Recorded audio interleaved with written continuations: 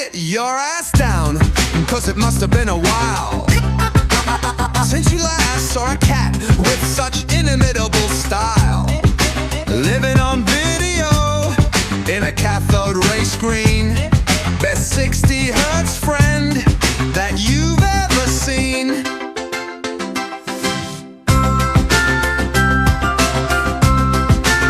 From the development lab straight into your home, desktop, laptop, tablet or phone. Might find him on the beach, just relaxing by the water. Is he any good though? Yeah, well, sorta.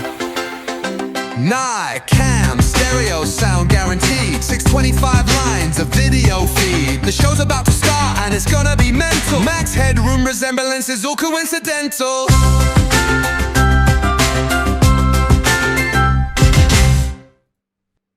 Hello. Good evening. How you doing? How you doing? How you doing? Who we got in chat? It's 5 o'clock on a I was going to say Friday then, so Wednesday, isn't it? Zebra, hello. Sly, hello. Who else we got? Screaming into the void. Good afternoon. And Frog Zoe. Welcome in, welcome in, welcome in. Hope you're all having a lovely Wednesday. Now, it's 5 o'clock. Does that count as afternoon, or is that the evening? It's very much the arse end of the afternoon, isn't it? Like, if it's any later than 5, that's the evening. 5:30, is that evening? I think 5:30. Yeah. Let's go with that. Anyway, glad you're all doing alright. Hope you're alright. What we got on the docket for tonight? We're going to watch a little documentary in a bit about Europe's biggest food factory. Amy2K, welcome in, welcome in. How you doing? What was I saying?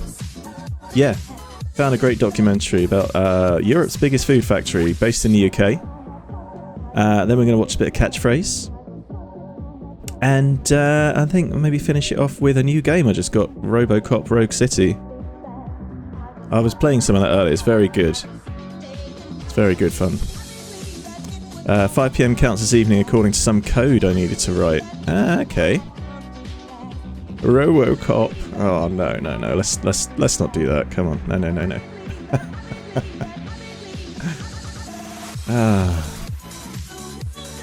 It's warm again, isn't it? We've got another heat wave coming up. Not looking forward to that. Don't like it when it gets too hot. It's the humidity that gets you, isn't it? It's the humidity. What has been done cannot be undone. Oh. I enjoyed RoboCop, but the final boss was brutal. Oh, I've only been playing it for about an hour and a half. It's a lot of fun so far. We might get into a bit of trouble, technically, though, because, as you can see, this is a very demanding, very graphically demanding stream. And having RoboCop running at the same time, as well as my lovely face, might be quite tricky, so we'll see how it goes. Do you like my new suit? Look! Reflections. Look, it's a real suit now, and not just, a crappy, cardboard one stuck over the top. How cool is that? Look, reflections and everything. Where's the sun? Where's the sun? It's up here somewhere. Where is it?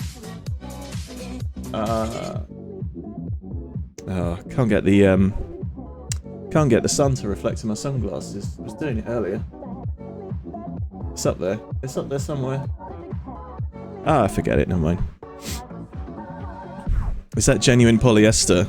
It's foam rubber, like Max Headroom for real. Yeah. RTX on. Yep. Only the finest effects for my dedicated fans.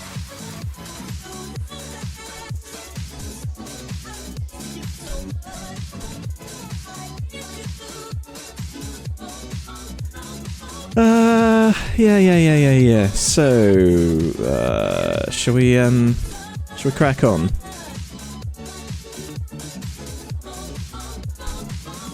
Music off. Oh, that's laggy, isn't it? That's very laggy. Oh, it doesn't like that. Might have to have a fiddle around with the settings. Hang on. Give me a sec. Ah, can't have anything nice, can we? Alright, let's cap that frame rate. Alright, that should be a bit better. That'll do. That'll do. Right, where are you? Go. This is the Heinz factory in Wigan. It covers a whopping 54 acres of ground. And it's the biggest food factory in all of Europe. Production runs round the clock. Over 850 people work 3 shifts a day all year round, producing 200 different products, including 450 million cans of baked beans every year. 450 million cans of baked beans every year. That's crazy. More than anywhere else in the world. Better not be Greg Wallace. It doesn't sound like Greg Wallace. I think we're probably alright. One batch of this sort will fill approximately 20,000 tins. We ship about 1.3 million cans of beans a day. They make 1 billion cans of food every year. We make around 1 billion! 4,500 cans a minute. To discover the secrets of what it takes to make food on this scale, we're spending 24 hours in the factory that makes 198,000 tons of baked beans, 128,000 tons of soup, and 42,000 tons of pasta every day. We'll meet the... I can't think of... There are a few things I can think of that are less appetizing than spaghetti in a can. Just, oh, it's rank. Rank. Horrible stuff.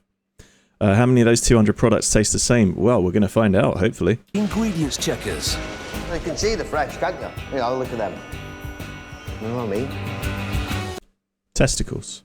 The can makers. I enjoy making tin cans. And the secret sauce mixers. I do believe that there's only 2 people in the world know about this recipe. As we spend 24 hours in Britain's biggest food factory.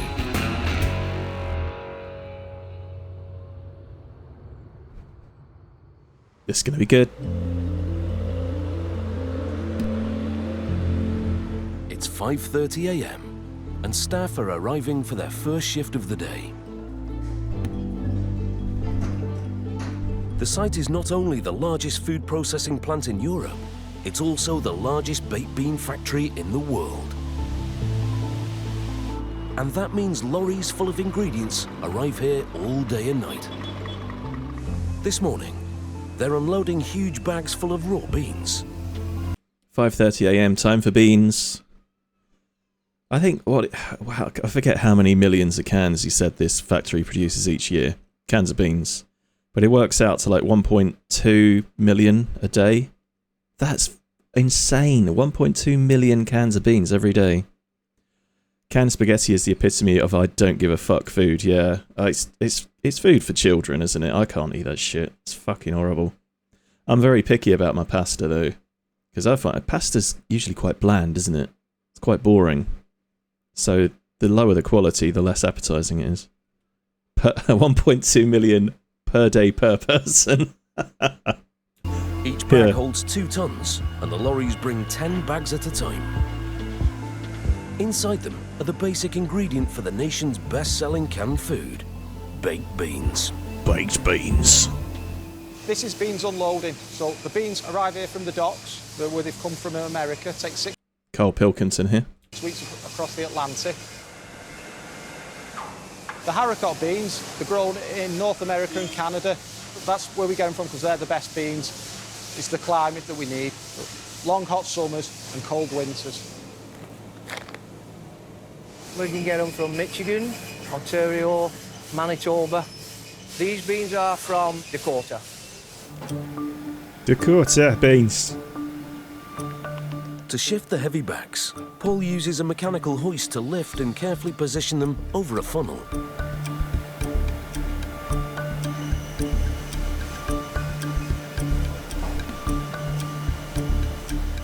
This may be one of Europe's most technologically advanced factories, but the process begins with a good old-fashioned hand tugging a string to get the dried beans out.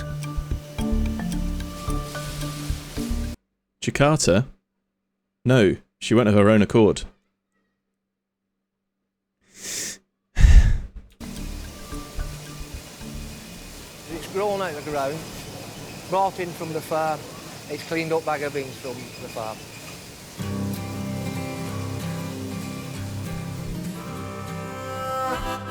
A favourite staple for cowboys of the Wild West, Henry Hines first started selling baked beans in Britain in 1901 at a London shop which had a very different clientele. Heinz was an American company which was started in Pittsburgh, Pennsylvania in the 1860s by Ah, Vox, hello. Thank you for the fart. That's nice. How you doing, Vox? You alright? Are we just settling down to watch a documentary about beans? No, it's the whole of the Heinz factory in North England. I think they said it's in Wigan. Oh yeah, I forgot to mention there are some. There's a couple new redeems, couple new channel redeems available as well. If you fancy having a play with those. Yeah, good stuff. by Henry Heinz. Henry Heinz was the son of Bavarian immigrants who were farmers, and he had an incredibly entrepreneurial spirit. And throughout his early life, he was selling products to grocers, restaurateurs in the expanding city of Pittsburgh. He was fantastically successful, and Heinz is such a household name. I like to say meow meow. I mean, I just think every single cupboard in the country has a Heinz product sitting in it. But when A Heinz product. Oh, Gotta change my shirt. It's sticking to me. I'm sweating like a cunt. available for a limited time only. That redeemed during the season of summer. Did he say that everyone's got an HP product in there? I tend to buy all my stuff from Aldi, and it's all non-branded or like supermarket own brand. But I think I've got some HP American mustard, and that's it. it was first That's a very exciting little store, isn't it? available in 1886, it was sold through Fortnum & Mason's, the very high-end grocer shop in central London, which was supplying the royal family. These were not goods initially. Did I say HP? I meant Heinz. I have an HP laptop, I haven't tried it. Yeah. Oh, very good, very good. Oh, yeah, I like that one. Hang on, that deserves one of these. Good. I like it. Which were intended for a mass market. But that very, very quickly changes. Us Brits now eat loads more baked beans than any other country, including the USA. We go through over 4 million cans of them every day. Whoa, hang on. Did he say... Wait a second. I zoned out for a sec. Did he say 4 million cans every day? We go through more baked beans than any other country, including the USA. Yeah. We go through over 4 million cans of them every day. Who's eating all these beans? What 4 million cans every day? That's insane. I guess it's not just people eating them at home. It's like cafeterias, schools, hospitals, that sort of thing. But goddamn. Part of the appeal of baked beans is, and always has been, that they are nutritious, they are very simple to prepare, they're very sustaining, filling, warming, and very, very convenient. That is true. Not every bean from America makes it into a Heinz can. They face a series of stringent tests on their journey through the factory. Only the perfect stand a chance of making it onto your toast. And for the raw beans just out of their bags, the quest for quality starts here, in the processing room. Right, hang on. There's a lot of chat. There's a lot of chatter about this, how these statistics work out. That's at least 8 million portions, so like more than 10% of the population have beans daily. What? Hang on. What's the population of Britain? Is it like 60 million? It's about 60 million, isn't it, last time I checked? That's not 8 million portions. He said... What did he say? 14? I've forgotten how many he said now. I have a whole can with 4 pieces of toast for lunch. Oh, that's bad. There's a lot of sugar and salt in a can of baked beans. I might have half a can if I'm doing egg on toast. Sometimes I like to have a fry up, which is basically just fried egg on toast with some beans. And Marmite as well. Ah. You ever tried fried egg on Marmite on toast? Oh. Delicious, mate. It's delicious. First, the beans are washed to remove any dirt and grit left from the farm.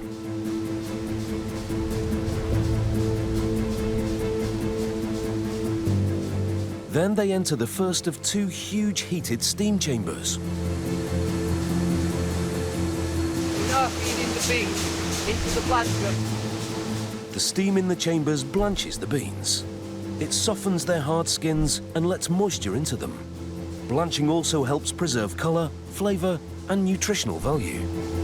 It's been in the blancher now for 10 minutes. And now we have an intermediate conveyor what spreads out the beans, and then we go into the next blancher for the next 10 minutes. The 20 minutes blanching process makes the beans swell up in size. But it stops short of cooking them. The cool water they drop into next makes sure of that. As well as stopping the beans from cooking, this cold... I hate it when my beans swell up twice the size. Oh whoa, spread out your swollen beans. Oh god. No. Oh no. let's not do that. Come on. Come on. bath helps get rid of any loose skin. When they drop into this water well, the beans are heavier because they took up water. So they'll drop down and any skins that are on top will go over the top of the well and go out into the waste stream. We don't have any skins. Then the beans are given a good shake on a vibrating conveyor to remove any stubborn pieces of grit that have managed to get this far. Well, the beans are lighter, the beans will go over into the next conveyor, the stones will stop, they'll slip in the slop. But the beans still haven't made it yet. There's a high-tech laser to get past. It scans every bean, and if it spots a rogue one, it has it shot out into the reject bin. Scanned with a laser beam. Get it? Yeah, good. Instantaneously. If the lasers, the red or blue lasers, see any discoloured beans, it blasts off an air jet which sends it into the waste stream so we don't get any discoloured beans into the product. Oh, is that a weevil? Previously, checks like this were done by hand, and discoloured beans were spotted and removed by teams of workers. Ah, literal bean counters. We eat millions of baked beans every year, and who would have thought that every one of them has been individually scanned by a sci-fi laser beam? It's very pretty colours, though.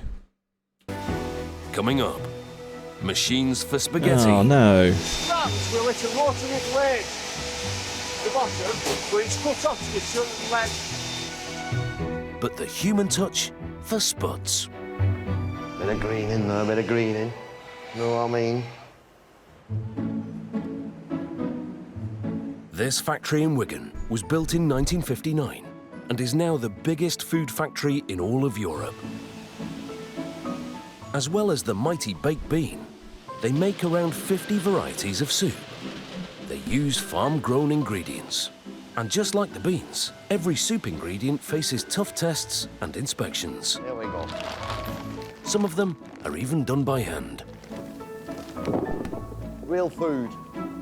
Neil and John have been working at the factory for 37 years.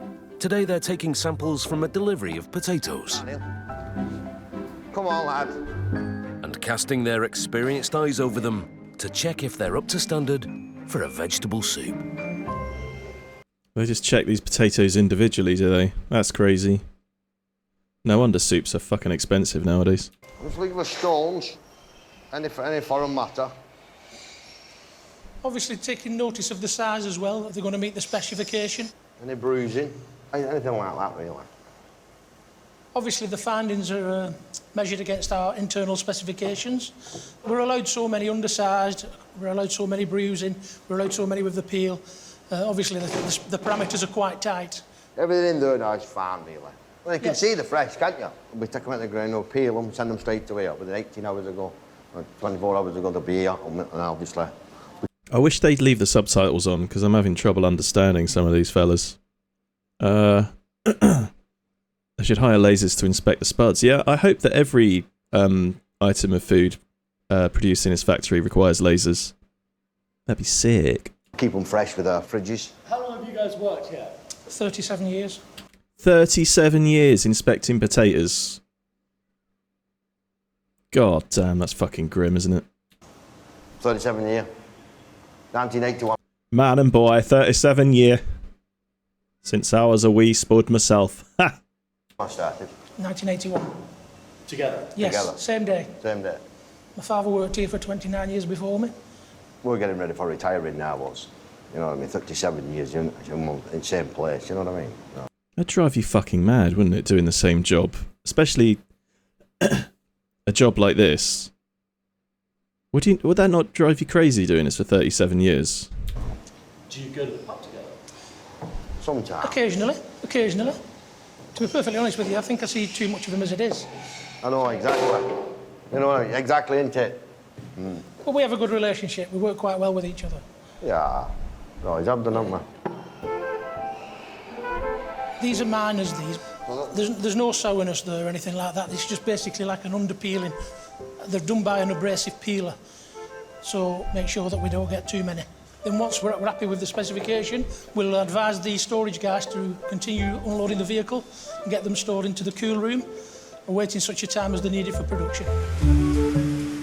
Production in this case means chopping on an industrial scale.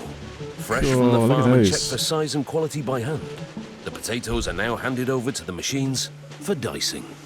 We make soups, all sorts of different varieties, big soups, classic soups. We predominantly dice carrots and potatoes on here. They're tipped straight into the hoppers at the back. And from there then, in the screw feeder, down into a dicing machine. The potatoes move down the chute into a drum system. The drum system moves very quickly. Why do they have size specifications if they get shredded anyway? That's a really good point. Yeah, what does it matter what size they are? With the first slice of blade, then a circular dice, and then a cross cut, which forms the cubes of potatoes that you'll see every day in your soup. It takes seconds to actually go through the machine. The conveyor underneath is vibrating, sends all the potatoes into a big stainless steel bin. The machines are very fast and There you go, Zebra's got the answer. As usual. Might not fit in the slicer if they're too big, they might bounce out if they're too small. And Slice says there's only one good use for... Ah! Clever, clever.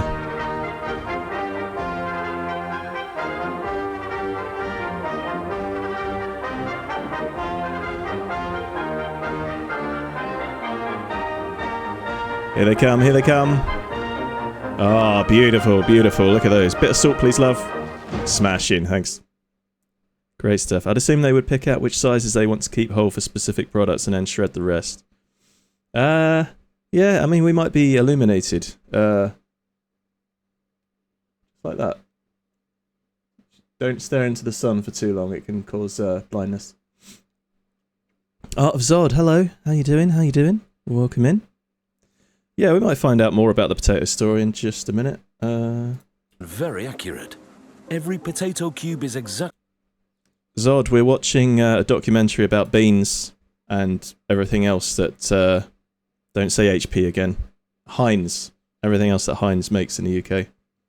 It's Europe's biggest food factory. The same size. They're then checked again by a metal detector before continuing on their way.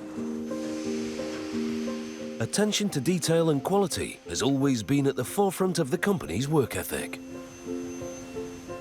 What was really unique about Heinz was that by the 1860s, He was selling products in glass jars that were see-through. Now, this is a time where food manufacture was often subject to adulteration, poor quality, food often went off. By selling his product in a glass jar, what Henry Heinz was saying was, my product's quality is self-evident. Look at this, you can see what I'm selling, you know what you're getting, you can trust this product. Heinz tells us a story, and at part of that has been an ability to not only market food really cleverly, but also to maintain quality and consistency. And I think that's been part of the success of that Heinz brand. The potatoes diced here are just one of the ingredients that go into the large variety of soups the factory makes. I know some people swear by Branston branded beans. They say it's the best. I've never tried them. I just get all my beans from Aldi. Worcestershire sauce in your beans. Yeah, that's good. I like to add a bit of barbecue sauce, or chili sauce is great as well. Was that a heap of mouldy peas? Are they mouldy? Beans and pickle sauce. That could work, that could work. These Scotch broth soup ingredients are about to be mixed together before going into their cans. It's a high-tech automated machine designed to make sure every can of soup has exactly the same mix of ingredients in it. This is a big pressure cooker, so we are doing part of the cooking process here. We use superheated hot water. With it being a pressure vessel, we can add pressurised hot water. The pre-cooking of the vegetables is controlled by computers. High-tech machines that have lasers. No, just computers this time. Boring. Add some lasers.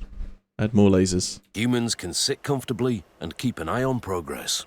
Well, basically, it's all done by computer program. So as soon as the ingredient is added to the vessel, the operator presses the accept button and then the computer takes over. We're monitoring the temperatures and ensuring the correct ingredient is going. The cans are then filled with soup ingredients at incredibly high speed, 1,000 cans a minute. The soup ingredients haven't actually been cooked yet, but the correct quantities are now in every can. Ah, because they cook them in the can, don't they? I seem to remember reading about this before. All the cans are filled with their ingredients and fully sealed before they go on their way to be cooked. Yeah, see? Because soups and beans are cooked in their cans. Most ingredients that they use come to the factory partly prepared. The beans have been dried. The potatoes peeled. But there's one product that's made here from scratch. And it's probably not one you expect. Spaghetti. Okay, this is the DeMarco machine which makes the spaghetti. And the spaghetti... That looks disgusting. Oh, God. There's something about spaghetti in a can that's just, I find kind of repulsive for some reason. I don't know why. It's made with semolina powder and water. The semolina powder drops into this mixing machine here. The semolina powder and water are mixed under John's expert eye. And I can tell that that's the right consistency when it looks like the top of an apple crumble. There's no science with it, it's just sort of, that's how I know that that's correct. You can see it's turning there now, and these paddles will transfer that product from one end to the other, and it drops down into a head.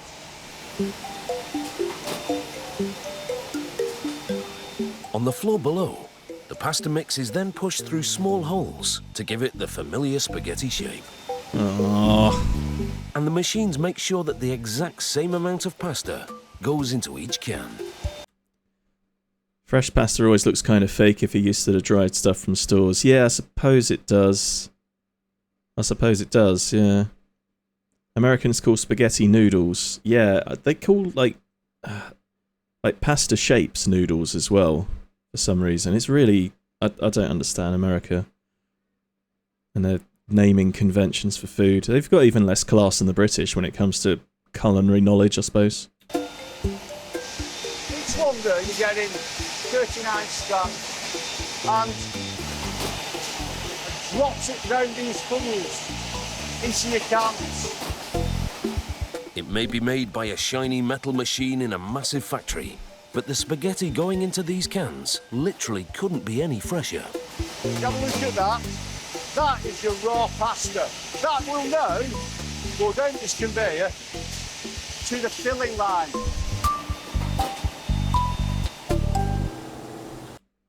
Amy 2K's got a good point though. I think there's a lot of food additives and food standards in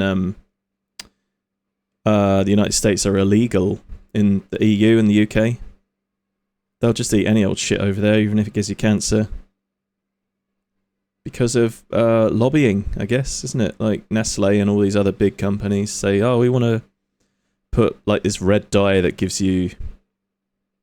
I was going to say red dye that gives you AIDS. Red dye that gives you stomach cancer or something in Skittles and feed it to our children. It's fucking disgusting.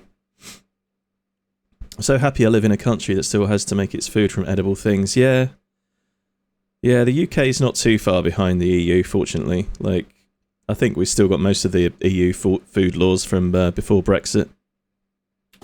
With Brits consuming around 2 million of their cans every day, the factory needs an awful lot of, well, cans. This is our can storage facility here at Kit Green. We store around 12 million cans here. That will only keep the factory running approximately 2 days. 12 million cans will only keep the factory running for 2 days. I mean, that's crazy, isn't it? That's absolutely mental. 2.5 days. We used to hold 40 million cans. Now we actually make cans instantaneously. As the actual factory needs cans, we produce them and actually send them to the factory. John's empire, can making, is almost a factory in itself. It's massive and one of the most automated areas here. If you like metal and engineering, this is the place for you. Ooh. This is the facility what makes all the cans. We make around 4,500 cans a minute when we're in full production.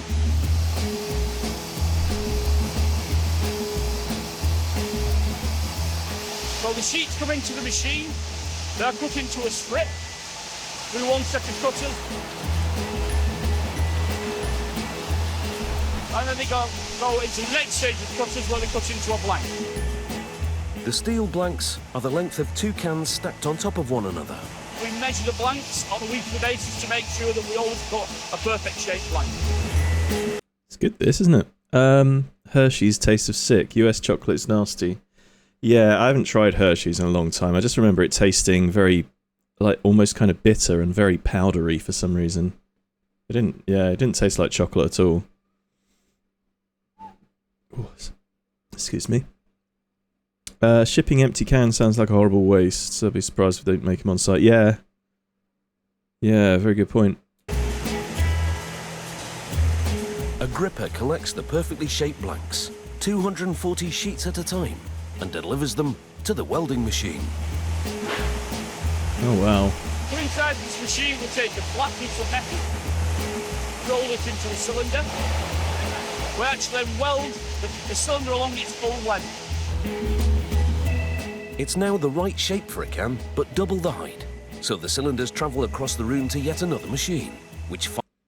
Gonna make chips and eggs, no beans, because I can't be fucked heating them up. It only takes like a minute. Hi, Quains. Hello, Hoodie. How you doing? We're watching a documentary about Heinz, the Heinz factory in Wigan. It's a little bit off-brand, but I thought it'd be quite fun. It's the biggest food factory in Europe. What do you reckon of that? If it can't go in the air fryer, I ain't doing it. Have you not got a microwave, Zoe? Or look, if you're cooking eggs in the pan, right, once you're done cooking the eggs, tip the oil out, and then just toss the beans in the pan. Job's a good one, mate. It'd be done in like 2 minutes. Finally turns it into the can size we know and love. Basically, you're going from a 2-high can and converting it into what will be our 400-gram cans you see in the marketplace. You do your eggs in the air fryer. Oh my god. Wait, hang on. I'm struggling to imagine how this works, Zoe. Can you tell me what when you say you do your eggs in the air fryer? What I mean, what are they, like scrambled eggs or what? They may look like simple cans to you and me, but there's a lot more to them. I don't think it's exaggerating to say that the discovery of canning changed really the history of the world, because once food could be canned, it solved all sorts of... Right, hang on. No, Zoe, this doesn't make any sense. Come on. Fried with no oil in an air fryer. That's just going to get stuck. It's just going to be a mess stuck to the bottom of the air fryer, isn't it? You can make casseroles in an air fryer. Yeah, you can do that. You can do that. It works. It doesn't. Okay. Well, I tell you what, Zoe. I tell you what. Hang on. There's a link for the Discord. I've updated it so it works. Why don't you join and post a photo later of how these eggs turn out? Because I'm curious now. I want to see. Yeah, an air fryer isn't really a fryer. It's like a very tiny convection oven, like fan oven. Very powerful condensed heat. Although I cook rice in my air fryer because it's got like 2 levels to it. So you've got the bottom level where you can put rice and like chicken stock, and then the top level you put your chicken on there or something. 15 minutes and the whole thing's done. The whole lot's done. It's really good. I make a flat tray out of grease-proof paper and then crack the egg. Everything you add to this story, I'm just more and more curious. Why not put it in a pan though? Why not cook your eggs in a pan? Is the yolk still runny if you oven it? I can't see how it could be. Honestly, I'm so curious about this now, Zoe. I need to see a picture of this later as evident proof of the pudding. Problems of food supply, because canned food is nutritious, but crucially it keeps. It's almost indestructible if it's been made properly. Back in the sort of 1830s, lots of canned food was pretty unappetizing, great lumps of meat sitting in fat. But by the time you get to the 1880s, people like Heinz have perfected canning and are able to produce quite sophisticated foods in cans. Things like kidney soup, mock turtle soup. This was the era of tinned food absolutely taking off. What is mock turtle soup? It doesn't actually contain turtle, does it? Where's the ingredients list? There isn't one. Okay. Heating instructions are quite bizarre. Look, heat the whole can in boiling water for 20 minutes. Oh, or if turned out before heating, keep stirred. Now with 100% turtles. Oh, what's going on? This whole conversation about cooking eggs in the air fryer is really... Let's put a cat among the pigeons, isn't it? Bearing all this in mind, I'm not the biggest fan of frozen chips, so I end up making my own chips every time, which is way more work than frying an egg. Yeah, of course it is. This is... this sounds like a disaster of a kitchen situation, Zoe. Mock turtle soup. Oh, here we go. Ingredients: calf's head or beef, sherry, brandy or wine, seasonings. What? That is... Hang on. Right. Right, it's time for a little tangent, isn't it? Hang on. Let's... this one? Yeah, here we are.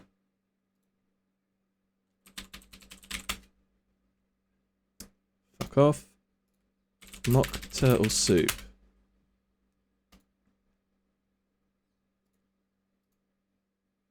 Mock turtle soup is an English soup that was created in the mid-18th century as an imitation of green turtle soup. Right, what's that? Terrapin soup. I feel like some animals just don't. They're not supposed to be eaten. Turtle meat has no characteristic taste on its own, so the flavour of turtle soup depends entirely on seasoning. Right, not... Okay, enough of turtle soup. Mock turtle soup. Often use brains and organ meat, such as calf's head. Right, what is calf's head? Because it's not the whole head, is it?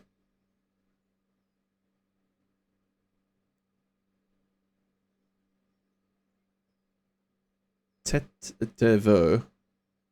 Right, what? Calf's head as a tortoise. A dish consisting of a calf's head.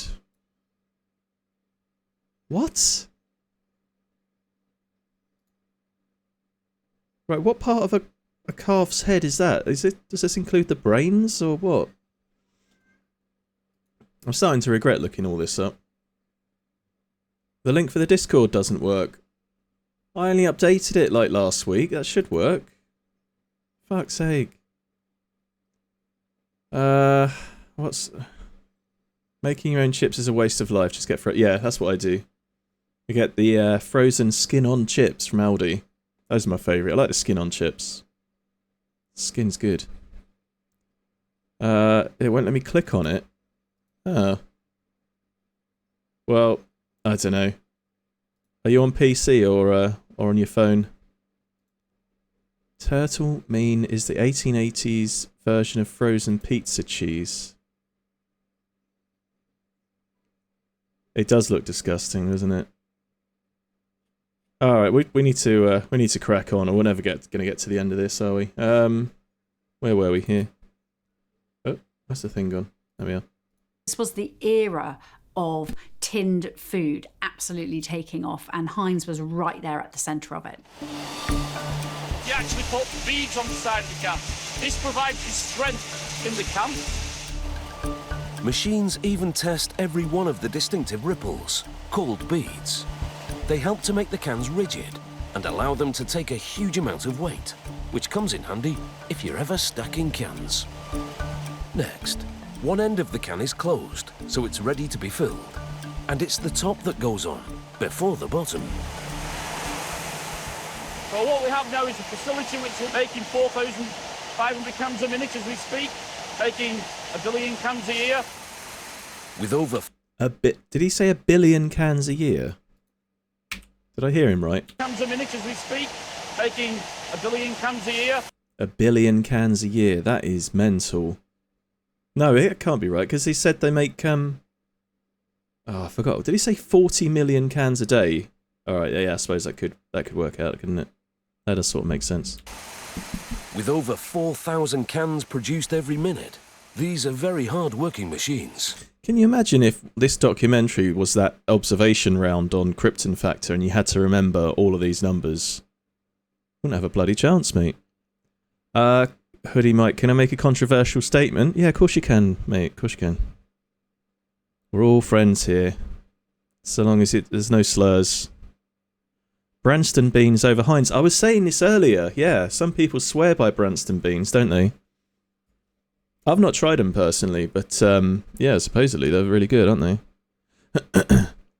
they? 4,500 cans a minute would be 2.3 billion per year, assuming it runs 24/7. Yeah. Where are they all going? Why do they have to keep making so many cans if we're all putting the empties in the recycling? Are they all just getting melted down for other purposes, or are they actually just going into landfill? They need their TLC, and that's a job for people like Aaron. Our machine generates a lot of tin dust from the process of making a tin can.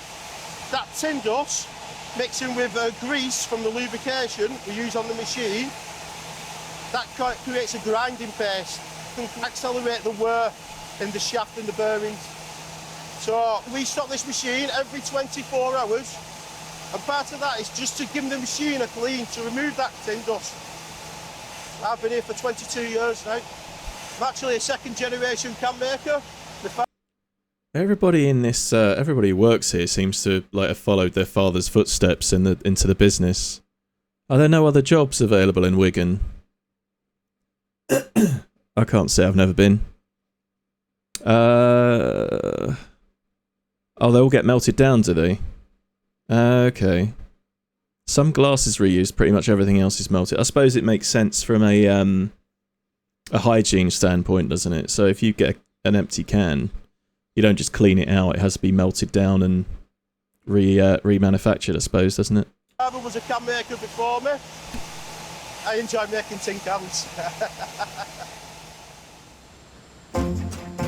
Coming up, the closely guarded secrets of their special baked bean sauce. There's only 2 people in the world know about this. I'm a bean canner. My father was a bean canner. And his father before him was a bean canner. Wigan is famous for the Wigan kebab. Oh, that's a pie in a bap, isn't it? Kind of like 100 years ago, everyone in Doncaster was working in a railway factory. Yeah, I suppose that sort of makes sense. Does the kebab have beans in it? At the rate they're producing beans, I'd be surprised if there's any food remaining by the end of the decade that doesn't have beans in it. It is a pie in a bap, yeah, or a balm as they call it. What kind of pies? I suppose just anything you can get from the chip shop, right? Like pucker pies or Ginster's pies. This recipe, and I do believe that they don't travel together.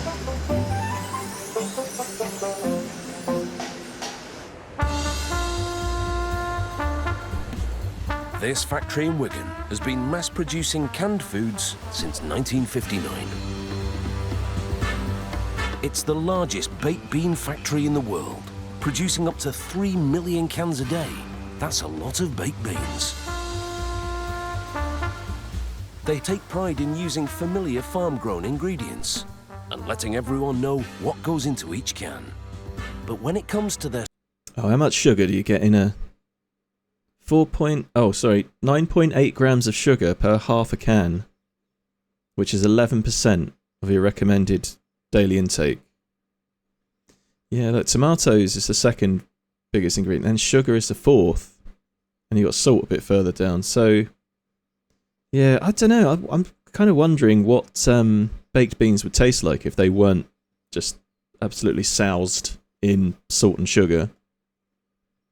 Spirit vinegar, modified corn flour, spice extracts, tomatoes. You have to eat 9 half cans to fill your daily recommended amount of sugar. I mean, I think that's your recommended maximum intake of sugar, isn't it? Can we lick the cans? I wouldn't advise it. You might cut your tongue. They're quite sharp, aren't they? Special baked bean sauce, there's no spilling the secrets.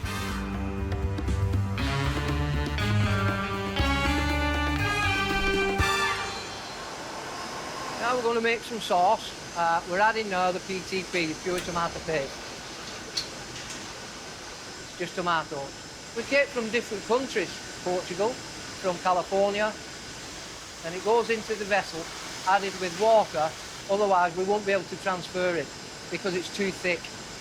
So over the top is a receiving offer, which has a multitude of starch, sugar and salt. And that's dropped down this pipe. And it goes into the vessel, then it will mix for approximately 3 minutes. Then we will add the special spices. The special spices. Here come the secret ingredients. I eat the cheap Asda beans, which have 3.6 grams of sugar per 100 grams. Yeah, I suppose 3.6% sugar is not too bad, is it? I don't really know.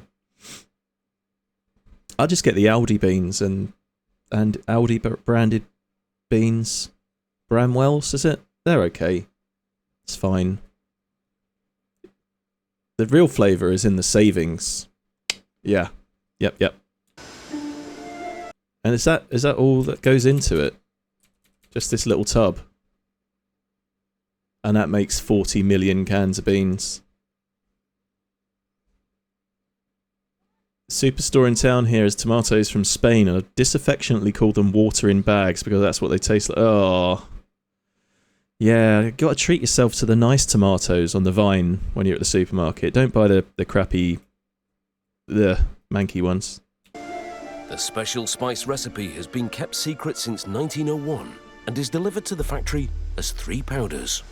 He's just going to pour this out onto a desk and do a line of it now.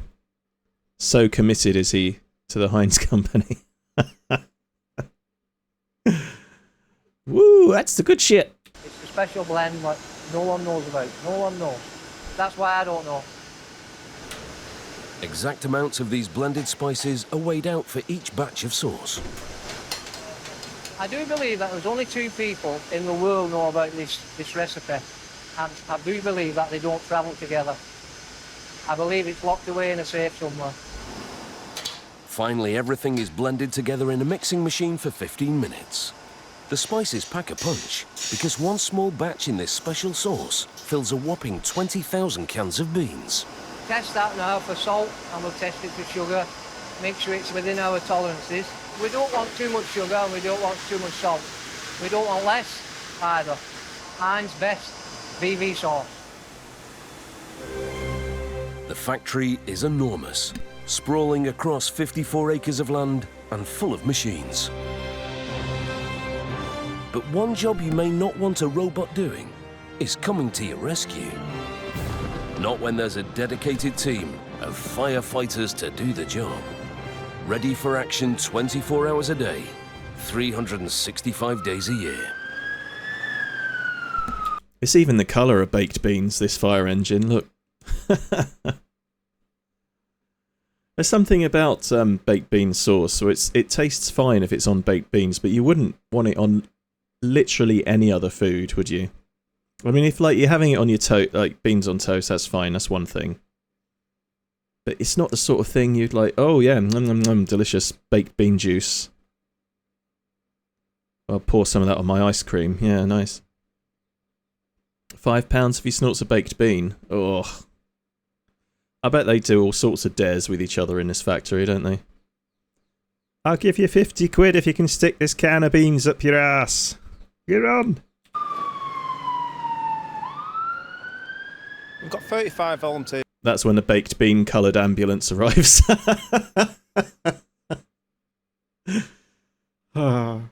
That work for Heinz against any site fire emergency or environmental issue we have on site.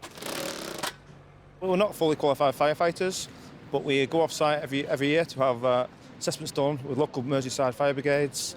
You ready, Phil? Yeah. Yep. Today, the team is working through a training drill to keep their skills sharp. It looks like there's been an explosion. We don't think there's fire in there, but there's definitely a casualty missing. Right. So what you do is go in and sweep the whole area. We're going to start off with the right-hand search down the bottom floor. If you don't find anything, radio me back and we'll see about moving up to the second floor. Okay, all right. As well as electrical fires, the team have dealt with a range of emergencies over the years. Just, yeah, I mean, in a baked bean factory, you can imagine there's a lot of risk, likely just from flatulence. People, you know, poorly paid workers on the factory line just eating beans all day off the conveyor belt. Bound to be a few gas explosions, right? They've even helped deliver a baby. We had a cleaner and she was working very late up to a pregnancy and the baby came premature. So we had to support the birth of the baby at the front of the factory. For the team that delivered the baby, quite fulfilling and enjoyable. We got a lot of praise too off the ambulance service as well. When you're making up to 3 million cans of baked beans a day, you have to be fast moving. And the factory's latest production line fills and seals around 25 cans every second. Wait, how many? Every factory's latest production line fills and seals around 25 cans every second. 25 cans a second. Filled and sealed. 25 a second. That's insane, isn't it?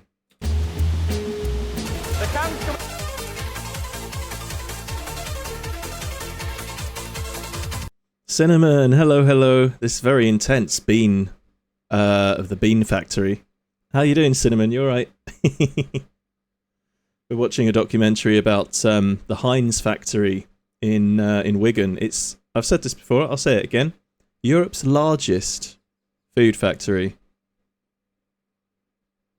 25 a second is 700... my son. Daddy? 25 a second is 790 million per year. God damn. The can making machine was faster. Yeah, the numbers don't add up, do they? Like, so they're gonna have like if the can making machine is producing more cans than the filling and sealing machine, how has the ability to fill and seal them, they're going to have like a huge surplus. That's the word I was looking for. A huge surplus of cans, aren't they? And it's just going to get bigger and bigger. I wonder if they sell the cans to other companies. Came for the beans. Yeah, nice beans. Lovely beans. They probably have one can making machine serve multiple bean beaning machines. The filling machine is only for one product, not all products. Oh, okay, yeah, fair enough. Good point. Spinning a mass at 1,500 cans a minute. We then have to split them up into single file. Once in single file, the cans then go into our pocket filler, where we fill a shot of beans, which is accurate up to 1 gram. With the exact quantity of beans in each can, the sauce with its secret recipe is added. Not too much, not too little. We then check the level using an X-ray to ensure that we've got the correct fill. These baked beans have come a long way from their... Wait, so they X-ray the beans as well. This is after, excuse me, after the beans have been quality tested by a fucking laser beam. Yeah, how does the X-ray work through metal? Presumably these are aluminium cans, right? This is just like playing Satisfactory, yeah.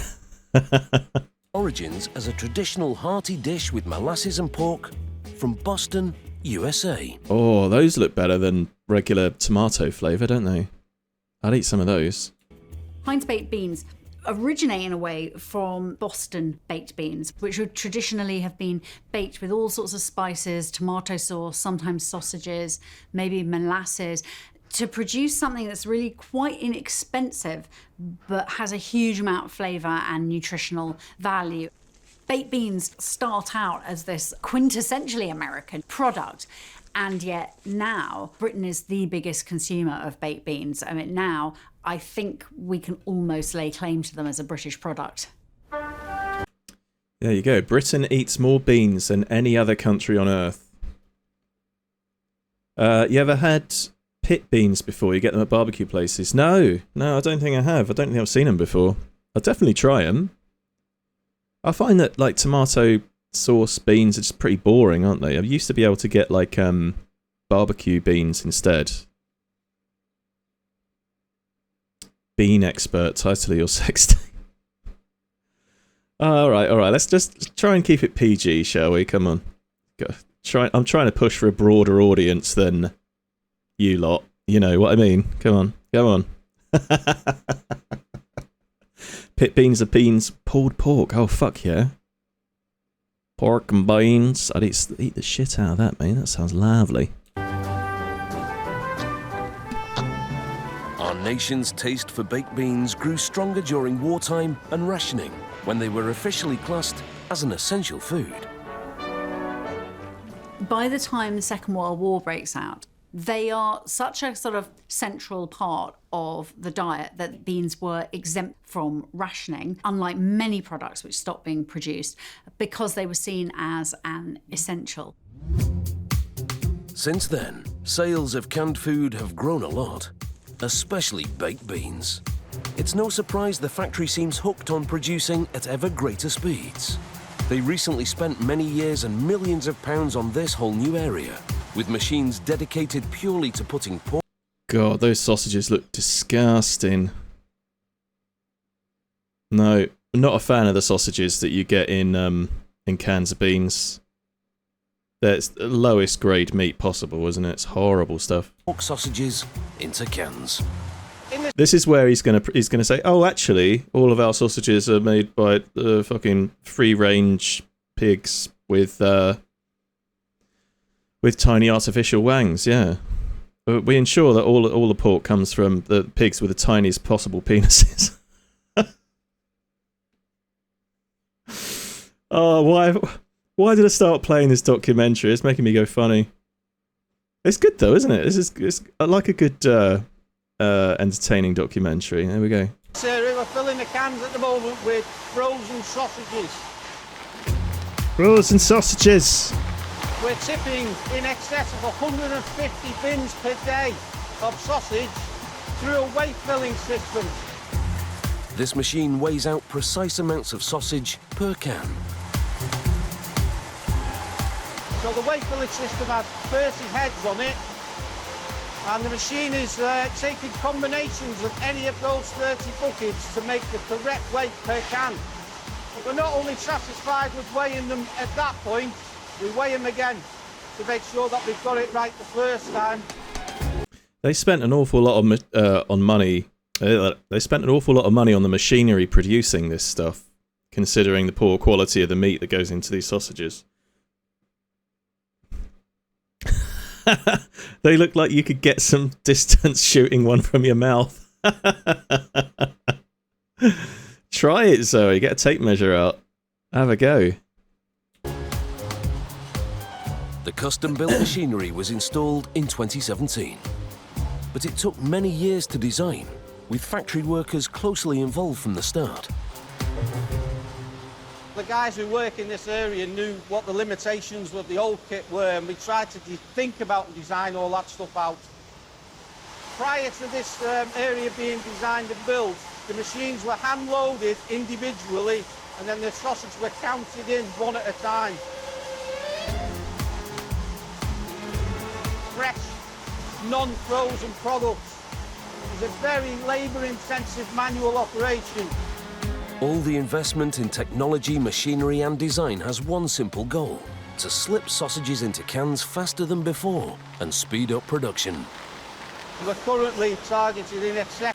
It's very important to slip your sausage in quickly, in my experience. I like they actually check you get enough sausage. Yeah. Is sausage counting a more fulfilling job than bean counting? It's much of a muchness, isn't it? God. I don't know how these people can stand working in this place for... Cinnamon, you weren't around earlier when two of the guys they were interviewing earlier were saying they had worked there for 37 years, man and boy, and followed their father's footsteps basically, because their dads both worked at the factory as well. Maybe they get free beans. Yeah, you'd have to really love beans to work at this place. It's 250,000 cans per shift. We've been able to increase our throughput by 2/3. The sausages arrive at the factory frozen, so they rattle through the machines fast and break human beans, yeah. less. Very uniform, so we don't get them breaking in half. So the customer doesn't get any half sausages in their cans.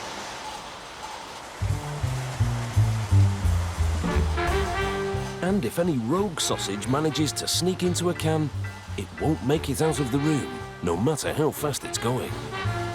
There's one last check to catch them before the door. Oh, look at that.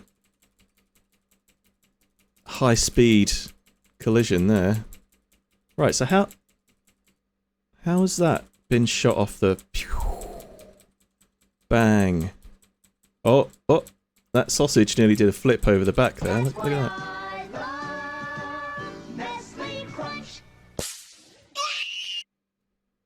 Thank you. Where's me thing gone? There it is.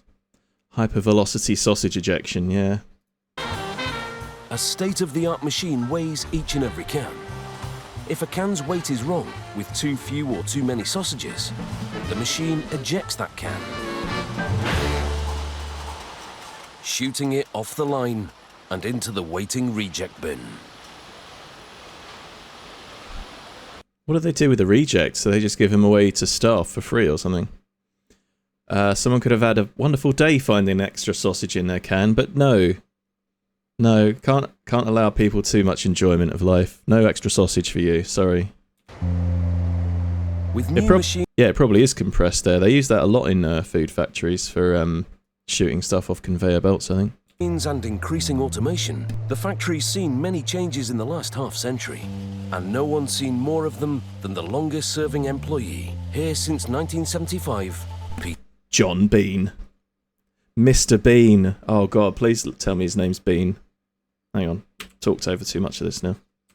Automation, the factory's seen many changes in the last half-century, and no one's seen more of them than the longest-serving employee, here since 1975, Peter Barnes. The high Peter Barnes. Oh, so close to being Peter Beans. speeds, it's unbelievable. When I first started, if a filling line was doing 500 cans a minute, it was doing very well. We're now pushing up to 1,300 cans a minute. It's a pity there's not as many people work here. When I first started, there was 5,500 people on this site.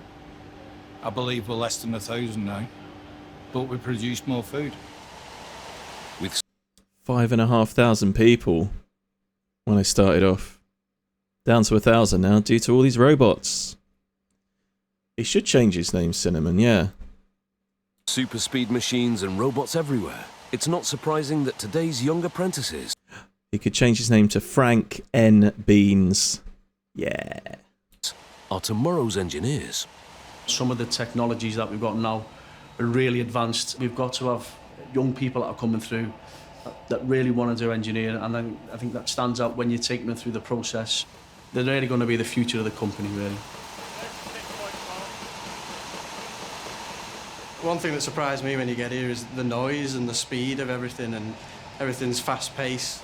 There's a lot of different areas you can work in and a lot of different bits of machinery that you can work on. Oh god, imagine if his name was Sean Bean. I would have lost my mind. You've got to be good at communicating and adapting to different areas. But that, when it's attached, will sit on like that. Start the assembly then. We have a split programme, both 5-year programmes. We have mechanical and electrical. Let's try the diode crystal, shall we? Goes to that pattern there. Again, they've got a polarity, so we've got to make sure that they're in the right way around. Yeah. There were about 300 people applying for 4 places, so it was very competitive. Lucky to get a place. So just a touch more, let's have a look. Yeah, that's better. I'm going to go with that other one again. That's it. We've got a Oh, is he teaching him how to solder? lot of long-serving engineers on site, and it's great that they get involved quite heavily. They pass on the knowledge. I used to, many years ago, 13, 14 years ago, I worked in research and development of the hardware department of a large, I shan't name the brand, but it was a performance lighting company that produced lighting control consoles. And I think on my first day there, I was like, right, do you know how to solder? And I knew a little bit, because I studied electronics at electronic engineering at uni. And they said, oh, this is not up to standard for production. So I got sat down and like given about 50 circuit boards to do soldering on, all identical. It was like working at Foxconn. It was not a lot of fun doing that, I'll be honest. But now, sure enough, I'm very good at soldering. I haven't done any in about 10 years, something like that. Yeah, but still.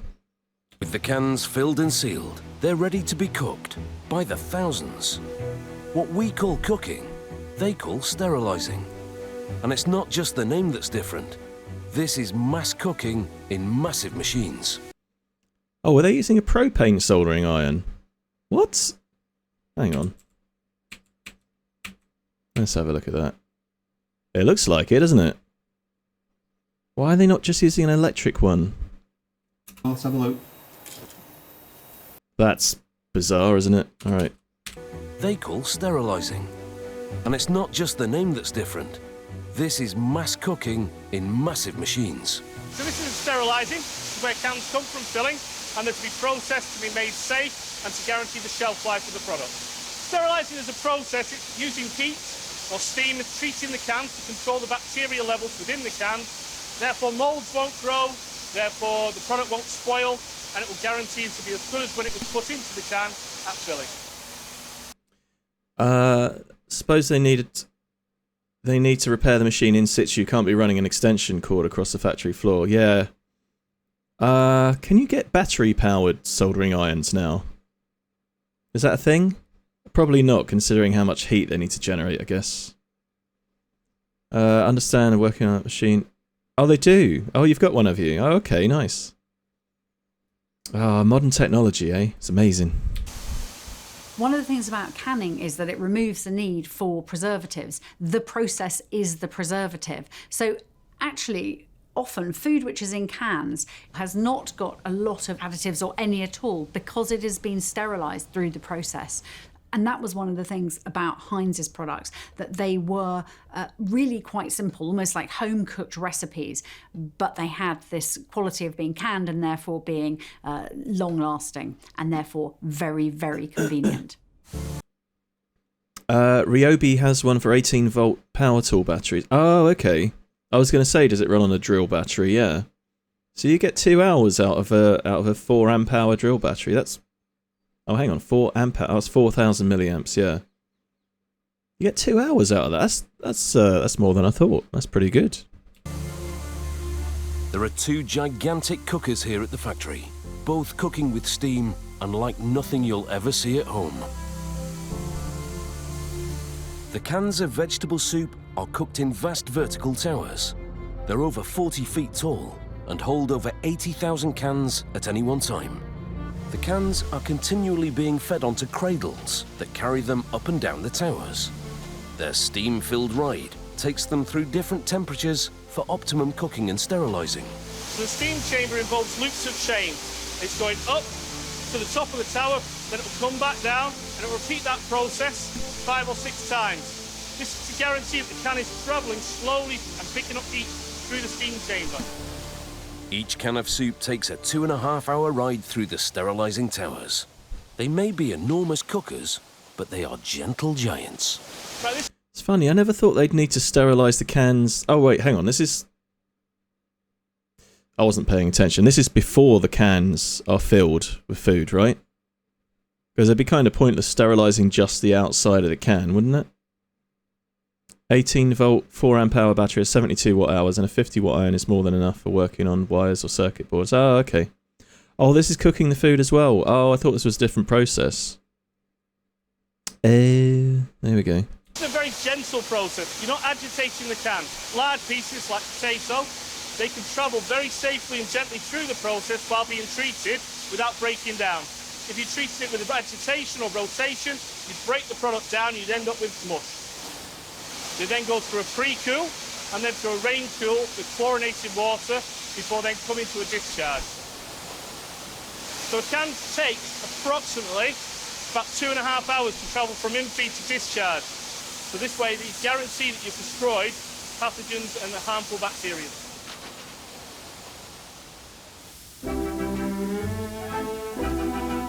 The nation's best-selling canned food, baked beans, is cooked in the can in a different way from the vegetable soup. Each can of beans travels along the cradles of a giant rotor. It turns the cans slowly as they're pushed from one end to the other, cooking them for 32 minutes each. Precise. This is a cooker building responsible for cooking beans, pasta and tomato soup varieties. We have 8 rotary cookers on site. Once the cans actually go into the cooker, cans move in a rotation. This allows for better heat transfer and obviously allows for a better cook of the product.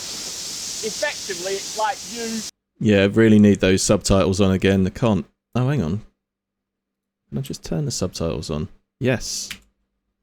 Silly me. Varieties. We have 8 rotary cookers on site. Once the cans actually go into the cooker, cans move in a rotation. This allows for better heat transfer and obviously allows for a better cook of the product. Effectively, it's like you stirring your beans when you're cooking them on the hob at home. Cooking them on the hover. Oh, these are like automatic subtitles. Don't like these. Turning them off again. Sorry. With the soup and beans cooked in their sealed cans, they make their way to the labelling area. Coming up, the tasting team test products to see if they pass the human taste bud test. Get that spaghetti right in the bin where it belongs. don't like canned spaghetti. It's fucking gross. It's an important part of the process, really, because what we're seeing today is what they're going to be seeing at home. Ugh. I don't like it. Don't like it. This factory in Wigan is a non-stop mass-producing giant, making 1 billion cans of food every year. After ingredients delivery, sorting, mixing, canning and cooking, the cans head directly to the labelling area, where they start to take on their familiar look. The label is run at 600 cans per minute each, so we've got a capacity of 1,200 cans per minute. The cans are then sent through a vision system. The vision system reads the label on the can to make sure that we put the correct label on the correct can. Anything that's incorrect will be rejected. A can of Heinz baked beans is one of the most instantly recognisable products on our supermarket shelves. But have you ever wondered about that number, 57? Heinz 57, Heinz 57. You have meals to plan each day. You and Heinz can make them gay. Pardon? What? Say that again? Heinz 57, Heinz 57. You have meals to plan each day. You and Heinz can make them gay. Yeah, that's what I thought you said. Together right away with Heinz 57. Henry Heinz was the most fantastic innovator. They're turning the frickin' beans gay. Can I be a gremlin and randomly put unlabelled cans into the wrong labelling machines? I mean, if you want to move to Wigan and work at the Heinz factory, I think you can fill your boots, mate. Woke beans, yep. The word didn't always mean what it does today. Yeah, but it means it now, and that's why it's funny, isn't it? But he was also a genius marketer. He understood the importance of the brand. This is really early for advertising and branding. In 1896, Henry Heinz decided to use the marketing brand slogan, 57 varieties. Now, its origin is allegedly because he was inspired by a shoe advert, which advertised having a number of varieties of shoes. And then he thought of his lucky number 5 and his wife's lucky number 7, and he put them together, and so he said 57 varieties. This became the slogan of Heinz. Why would your favourite number be 5? Crap number. 8. That's a good number. I don't know where I'm going with this. Using the magic of advertising is something of a company tradition. Their famous slogan, Beans Means Heinz, was voted the most successful advertising campaign ever, and recently had its 50th birthday. The Beans Means Heinz slogan. People who weren't even born in the 1960s know that slogan. It has been incredibly pervasive and powerful, and continues to be associated with Heinz beans and Heinz. With 200 different varieties of food being made here, you'd think there are some jobs the machines still can't do. Yet. And one of them is taste testing. Oh, I should have shaken the beans better than that. Hate it when you open a can of beans and pour it out after you've forgotten to shake it and it's all just juice coming out. Is taste testing. Oh, look. Why is it being all glitchy? Come on, look at that. Oh. I once accidentally painted my bedroom that colour. When I was, oh no, it must have been about 19 or something like that. My, back in the old family home. Because I bought what I thought was terracotta paint. And I thought, oh yeah, terracotta, nice sort of good colour. Painted the whole room the colour of baked bean juice. And it stayed like that for like 2 years before I just... It was horrible. Oh god, yeah, don't ever do that. People nowadays say, oh, it's so boring, everyone's got like grey or magnolia walls in their houses.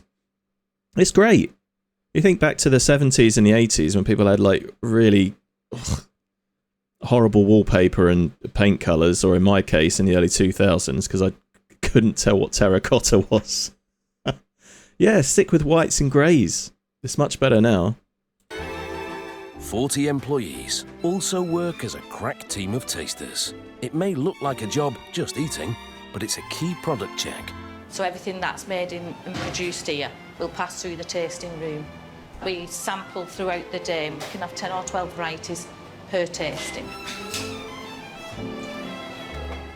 It's an important part of the process, really, because what we're seeing today is what they're going to be seeing at home.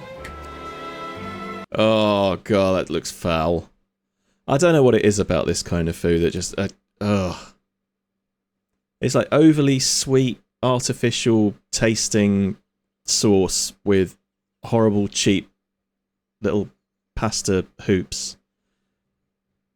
No, there's not enough money in the world to make me eat that. No, it looks rank. Get it binned, mate. Get it binned. Taste of come in, and you have 3 on each side. Normally it's like there's 6.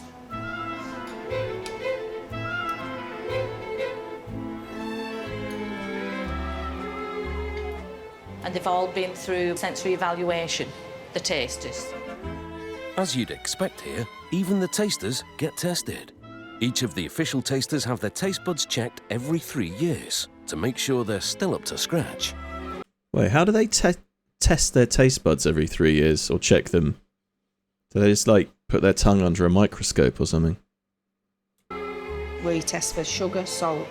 The eggs are cooked and posted. I'll tell you what, Zoe. After this is finished, we'll have a break, and then we're going to review your eggs after the break. Acid or bitter, and then you taste for phenol or sour. So they have to go through a series of testing before they can actually be a taster. 6 tasters meet up to 4 times every day, usually checking a dozen varieties at a time. We sample every 2 hours for beans, and they sample every hour for soups. You'll have a mouthful from each sample. You're looking whether it matches an approved standard. It's got to taste like it, and it's got to look like it. We're tasting for any off flavours. We're looking at the product. Is it too thin or too thick? I won't discuss what I found until all the tasters have tasted. So, what is your favourite product? I think it's the tomato soup for me. Oh, and ravioli. I do love my ravioli. Yeah, I love ravioli. I love ravioli. I like spag and sausage, beef broth, Scotch broth, and my son absolutely adores beans. The broths I'd probably enjoy. I quite enjoy like a chunky soup with big chunks of meat and potatoes in it and carrots and stuff. That's good. We might get full every day, but we never get sick of it. No, we never get sick of it. The tasting tests take half an hour. If a problem is discovered, the whole batch it comes from is immediately isolated. We get the managers involved in that area, and they'll come and they'll look at the product, and then they'll what they call quarantine it. So we wrap our arms around that product so it doesn't go out to the customer. The problem batch's production is then examined back through its cooking, filling and preparation stages, so they can trace the problem to its source and sort it out. The cans that do meet the grade head off to the stacking area. It's heavy lifting work, but 2 high-tech robots have it covered. Robot 2 now will drop a pallet onto the line. These robots have even met the Queen in 2009. Surely, what? Robots? Okay, it's just the way you said that sort of threw me off a bit. Heinz commemorate the opening of the new multi-pack installation by Her Majesty the Queen, accompanied by the Duke of Edinburgh, 21st of May 2009. I bet she was thrilled by this visit. Robot 1 will pick 40 cans up in rows of 8.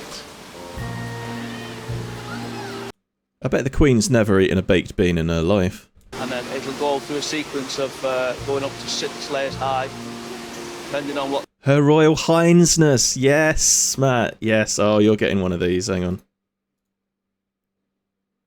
Yeah. Yeah, well deserved, well deserved. I like that. Supermarket requested. And do you like working with them? Yeah. What do you think of them? Well, I could talk to them, but they never talk back to me, so... I'm so lonely. With the products wrapped and stacked, there's only one more place to go before they leave the factory.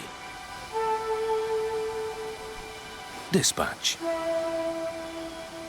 This is the end of the process. We receipt around 2,500 pallets every 24 hours into this area. It's just fast. The site is huge. Ivan Dobsky, yeah.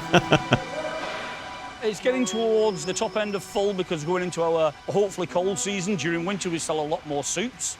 So we're ready for that. We're geared up and ready to go. With millions of cans passing through here every day, Dispatch is a glimpse into the future. 9 state-of-the-art driverless vehicles take pallets of cans wherever they need to go, completely automatically. They even know when to recharge their own batteries. The automation down here is fantastic. You've got vehicles that drive themselves, they're automated, they don't use a driver. If you step in front of them, they will stop. Oh, these are good. I like these. These collect 2 pallets at a time from the end of the production line and take them to the vehicle loader. Lorries are loaded automatically too, by a huge conveyor belt that carries the pallets into the back of a waiting wagon, untouched by human hand.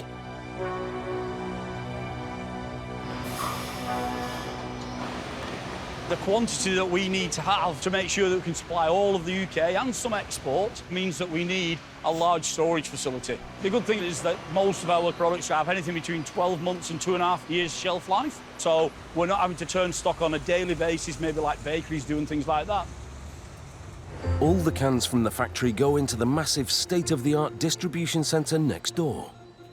Look at that! Oh my god, that's enormous!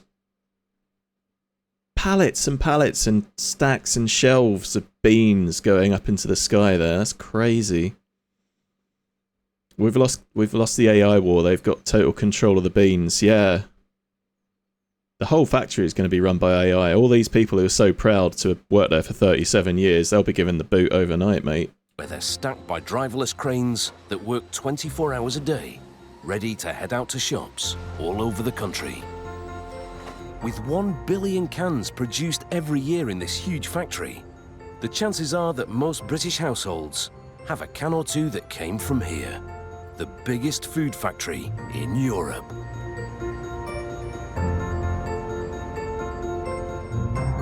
There you go. Beans and beans and beans. Oh. A bit too low there we are. What's this you've tagged me on, Zod?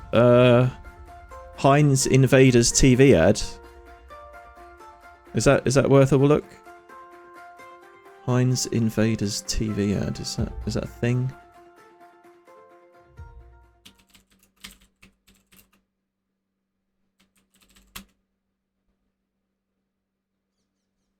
This is probably the one, isn't it? Status, Ward. Heinz Invaders identification. Armbound. Input. Nodule. Vax. Dex. Rygan. Info. Seeker. Invaders fire meteors. Together, they're a team. Together, they're Heinz Invaders. I'm not sponsored by Heinz, by the way. Just thought I'd let you know. So you got Invaders, which is presumably just the pasta. Invaders Soup, which is just soup. And Invaders with Meteors, which I suppose are meaty chunks. That doesn't look too disgusting.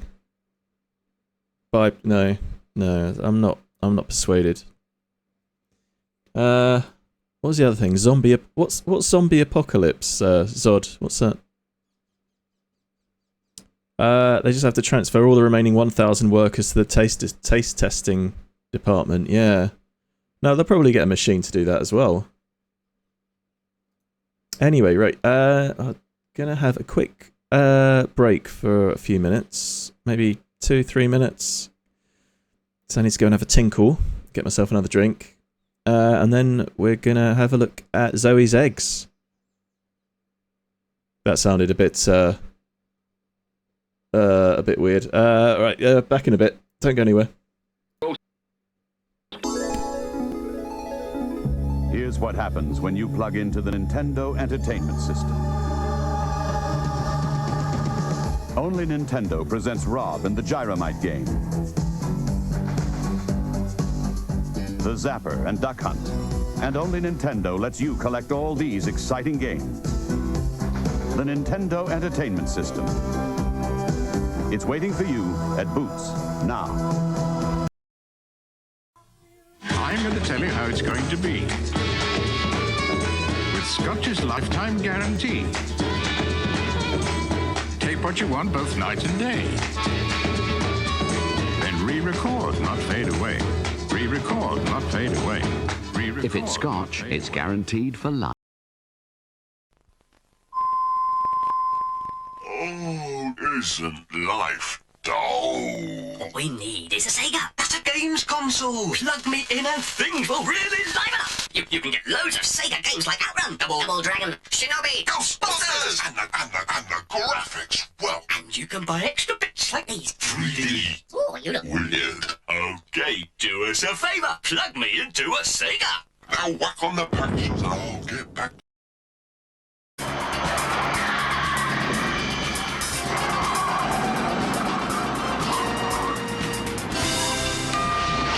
Here we go, pal. I hope it's the right apartment, Michael. Good grief.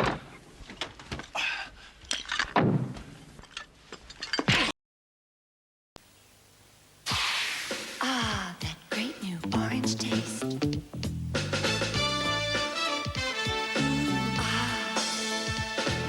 Listen to the beat of the bubbles on your tongue.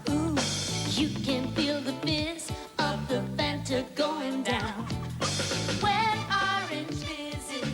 orange fizzes, it's Fanta. When orange fizzes, it's Fanta.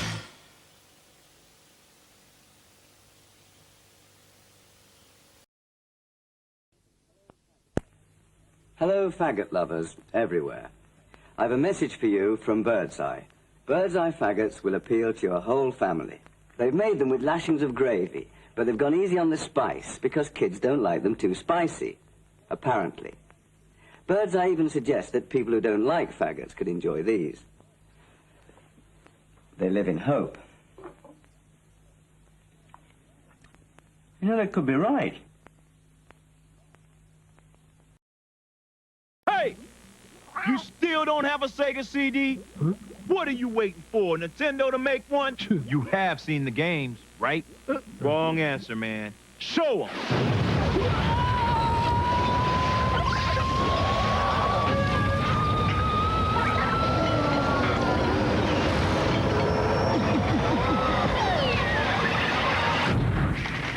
Want to see more?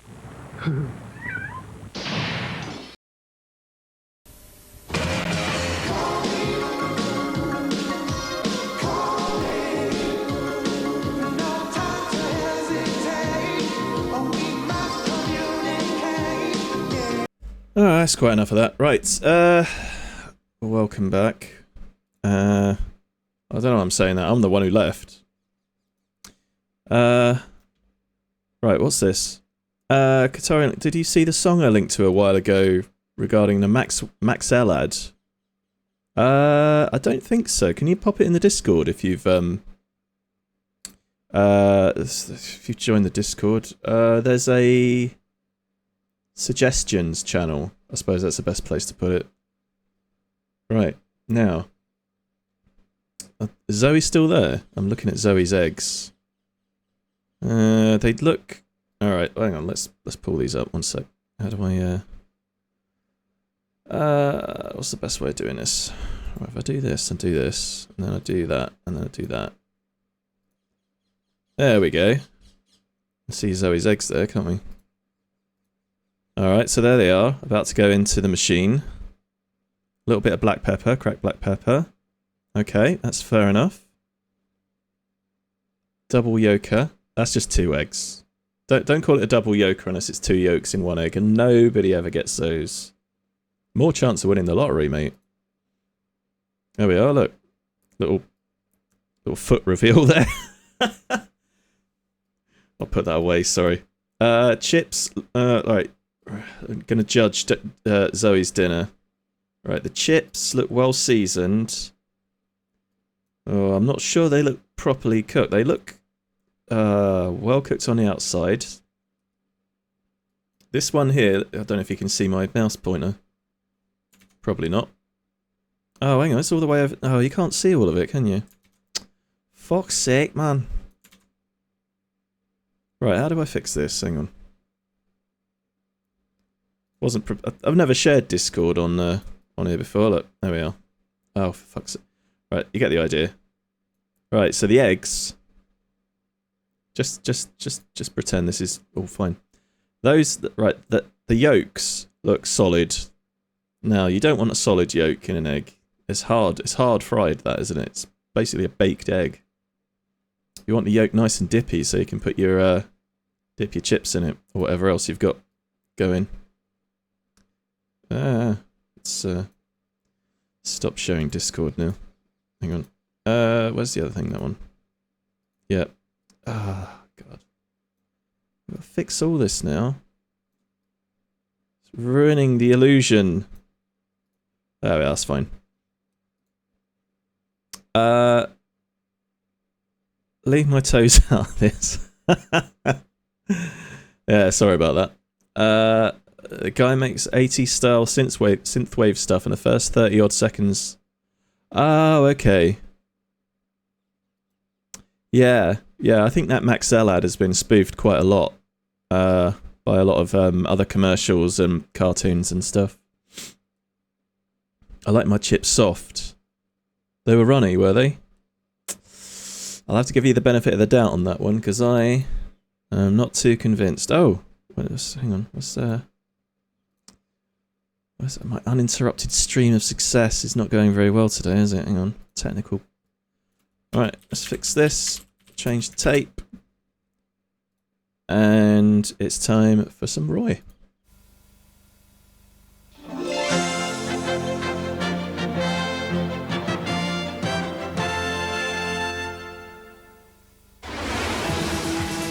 Ring in the new year.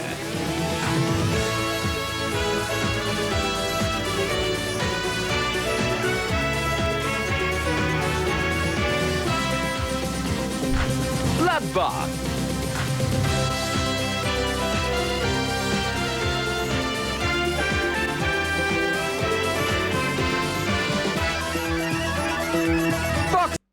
Boxing ring.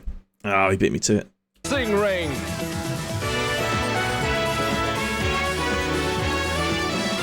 I'm not keen on runny chips either, no.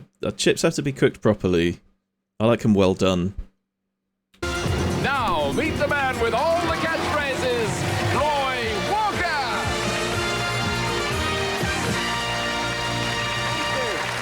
Thank you very much, ladies and gentlemen, and welcome to Catchphrase, the big money, big prize game show, everybody's favourite game show. The simple rule is, if you see it, say it. If you remember that golden rule, now let's meet the people who are going to play it. Oh my god, they've got the colour coordination right for a change. Look. Blue's wearing blue, and Red's wearing, well, kind of a salmon jacket, actually. Oh, they were so close. They were so close this time. Hi, Ray. Welcome to Catchphrase. Tell me all about yourself. My name's Ray Vincent. I come from Portsmouth in Hampshire. I'm married to Barbara. I've been married for 15 years. And I've got a daughter. Her name's Laura and she's 9. Oh, well, that's lovely. Little girl called Laura, 9 years old. Do you have any hobbies, Ray? I'm in to keep fit. You I are? work in a gym and I also I started running this year. You started running? Uh-huh. You going to run a marathon? Well, I'm trying to build up to a half marathon. Yeah, I'm the same, yeah. You At going the to run moment, for charity? Probably, yeah. At the moment, everything still hurts. I like how the first thing, like, Ray says, oh, I've just started running, and Roy says, oh, you're going to do a marathon? Well, he's only just started. Give him a chance to get into it. A half marathon? What's that, 13 miles, whatever that is in kilometres. That's long enough. That's a long walk, let alone a run. It's hard to start running again, I'm not kidding you. A friend of mine, he went into the marathon, he ran 20 miles, he got tired and turned back. I won't do that, believe you me, Ray. It hurts too much, doesn't it? Lovely to have you on the show. Let's meet your opponent, Jill. How are you, Jill? I'm fine, thank you, Roy. Tell me all about yourself. Where are you from, the lot? My name's Jill Greatrix, and I come from Lichfield in Staffordshire. I'm 36 years old. Really? Yes. Doesn't make a day over 20, does it? A flatterer.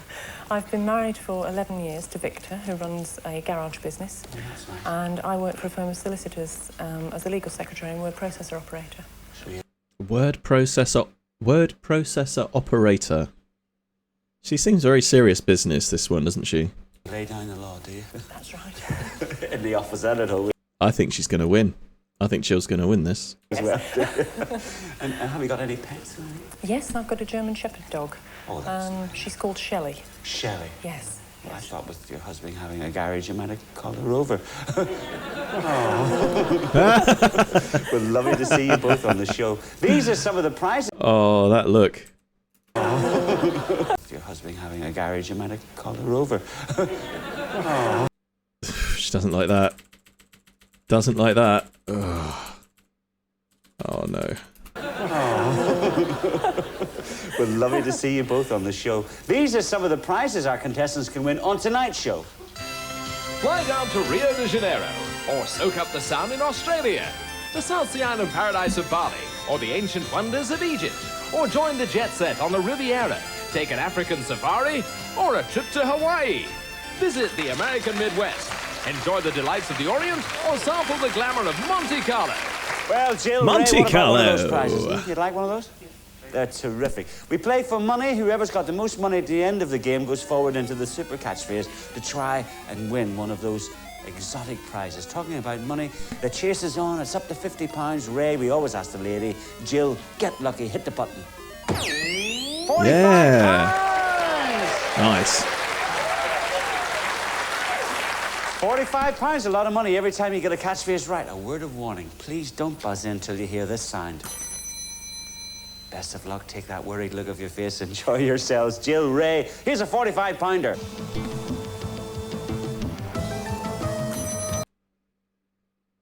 Ah. I got it. Zebra. Easy one, this. Come on. Kettle drum. Yeah, of course it is. Jill. Kettle drum. Kettle drum is correct.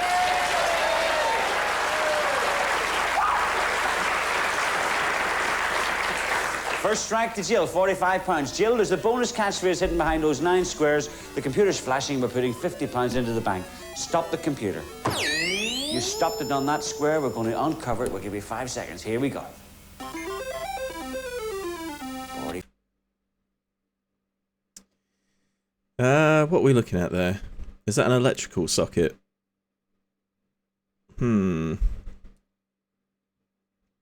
Fly-by-wire? £5 for an extra 50. Switched on. Switched on. It's a good guess. It's not right. Ray, you're back in play. Here's another catchphrase.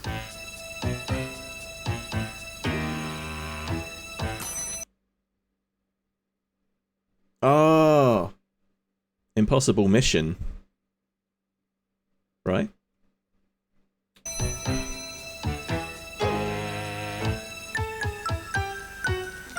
Ray. Mission Impossible. Mission Impossible!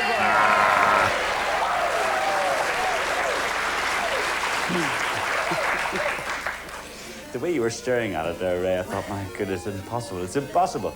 Mission Impossible. Ray, £45. Jill, £45. And How did I get that the wrong way round?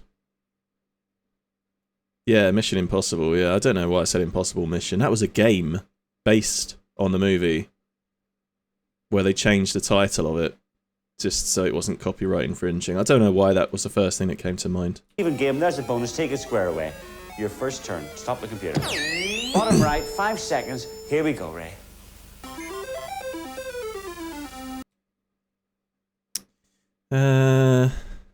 Electric eel. Well, doesn't say a lot. Short guess? fuse. Pardon? Short fuse. Short fuse is not right. Jill, you're back in play. Here's another catchphrase.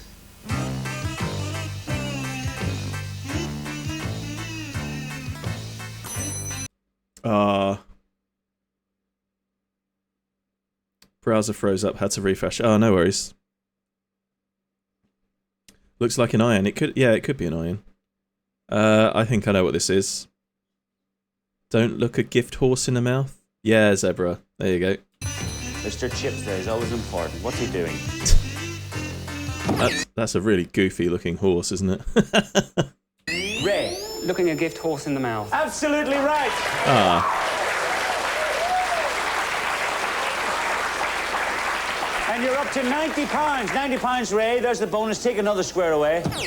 Bottom left. Will this one help? 5 seconds. Here we go. What does that say? Go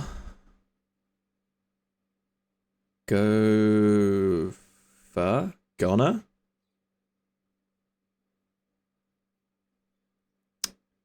Power go no. 45, £90 for 50 more. What's the bonus? Any idea? No idea. Jill, you're back in play. Here's another £45 catchphrase.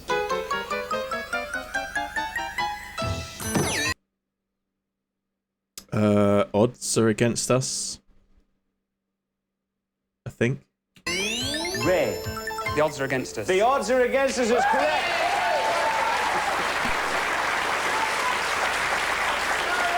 You just got in there. Jill was there, so she was. There's the bonus. Take a square away. The centre square. It could be the best. We don't know. 5 seconds. Here we go. 45. Oh, come on. Piece of piss. Anyone? Come on. Easy. Easy. Electric guitar, yeah. 5 to Jill. Ray, 135, 50 double 1. What's the bonus? Guitar plug. Guitar plug's not right, Jill. It's close. You're back in play. She thinks she knows. Here's another £45 catchphrase.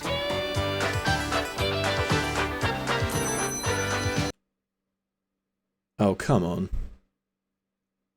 It's a song. I'll give you that. It's a song. I shot the sheriff. Ray. I shot the sheriff. I shot the sheriff.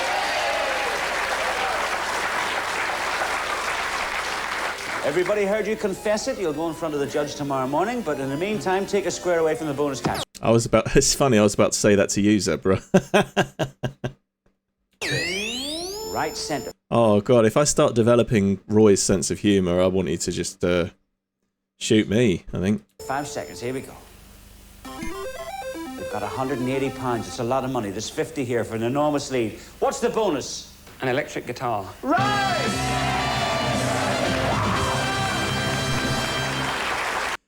Can anyone else hear that? Someone in the crowd keeps going, wow! It's very strange.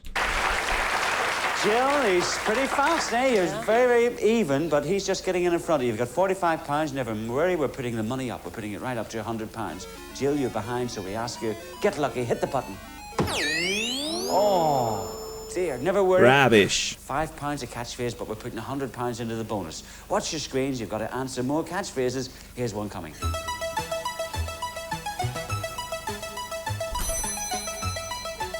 Ah, come on. Don't insult my intelligence with this shit. I need something harder than this. School of Fish, Zebra, absolutely. Jill. School of Fish. Absolutely right. Yeah, woo!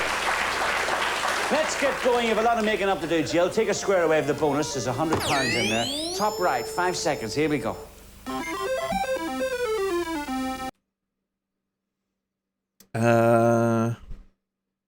No. No, nothing there. Ray, you're back in play. Here's another catchphrase. Danny John Jules in the audience. Yeah. Wow! Wow! Six kit.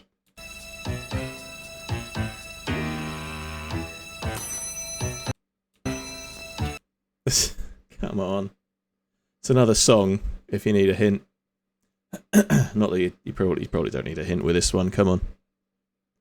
Suspicious Minds. Yeah, Elvis.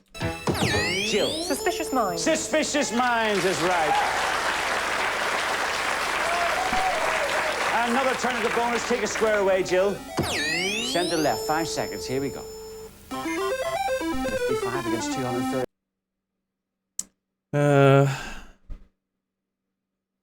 Nah, I don't think there's enough to work with there, is there? There's a lot. There's £100. No idea. Ray, you're back in play with Jill. Here's another catchphrase.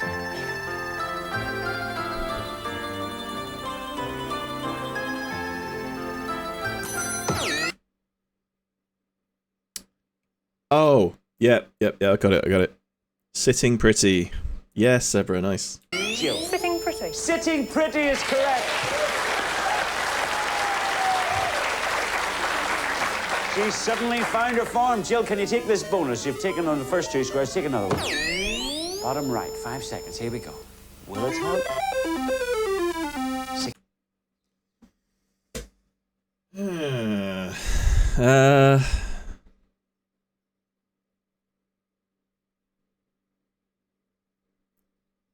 No. £60 for an extra 100. A wild guess? No. Here's another catchphrase.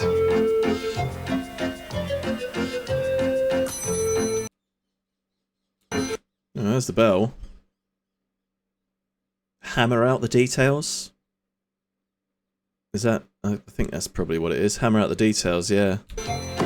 Jill. Hammering out the details. Hammering out the details is right.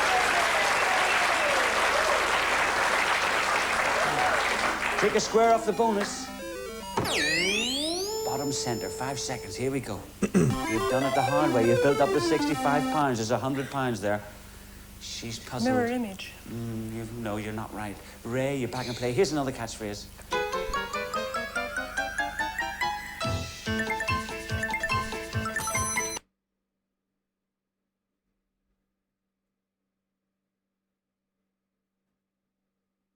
The bell's gone.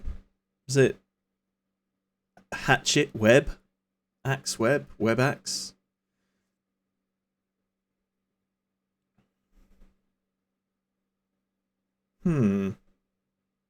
Anyone? I'll pass it over to the audience. No. It's a mystery.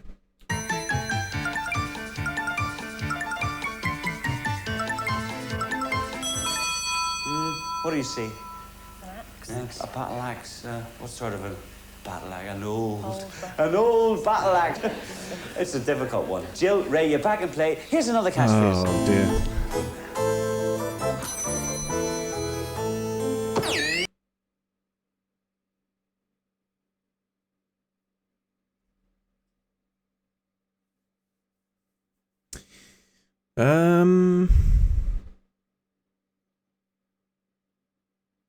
Put it in black and white. Yeah. That's a yeah. Yeah. Putting it in black and white. Putting it in black and white, I can accept that, yes. Well done, well done.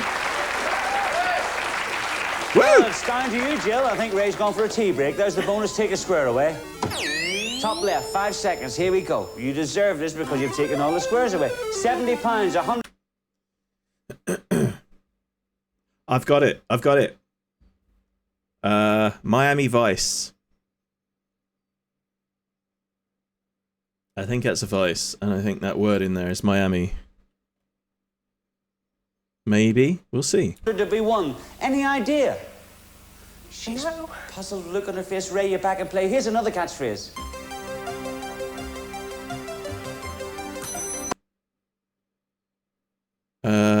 In a state of slumber.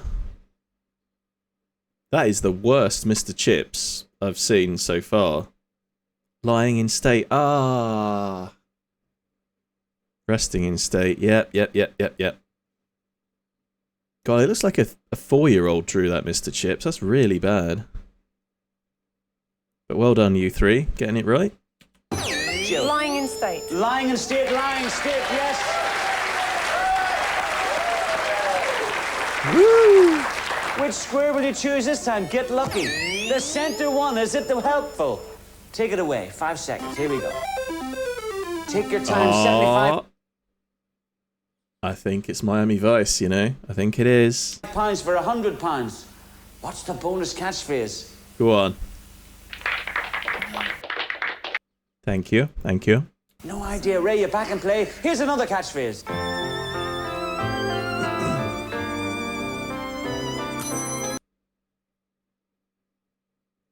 Is it just kiss me on the lips? Is it easy as that? Come on, Ray, buzz in for fuck's sake. Kiss me on the lips. Okay, I'll do that. Kiss me on the lips.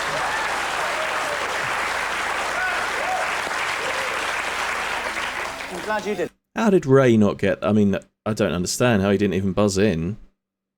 That was easy. You get that one, Ray. Never mind, there's the bonus. Stop the computer. Bottom left, 5 seconds. Here we go. Say what you see. That's the bonus. I can't help you. £80 for £100. Give me the bonus catchphrase. I don't know. No idea. Ray, you're back in play. Here's another catchphrase.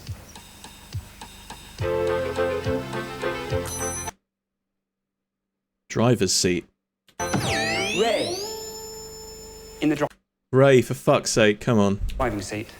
In the driving seat's not right. Jill? Driver's seat. Driver's seat is correct, yes. I think Ray's brain has just checked out, hasn't it? There's only 2 squares. Take one away, Jill. You've taken every single square off this bonus catchphrase. 5 seconds. Here we go. You've still only got £85. Miami Vice. Miami Vice!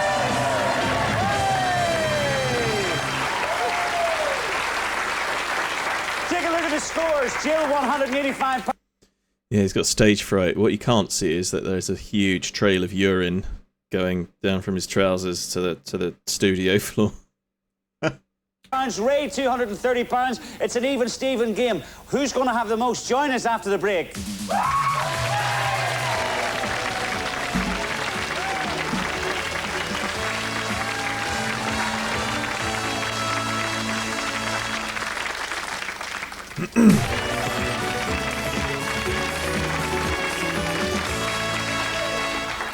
We're in the middle of an exciting game. Jill's got 185, Ray's got 230. Who's going to have the most? We don't know. We're taking the bell out. This is the ready money round. If you know what it is, buzz in. If you're right, you get £50. If you're not, we'll show you some more. It's Fast and Furious in the ready money round.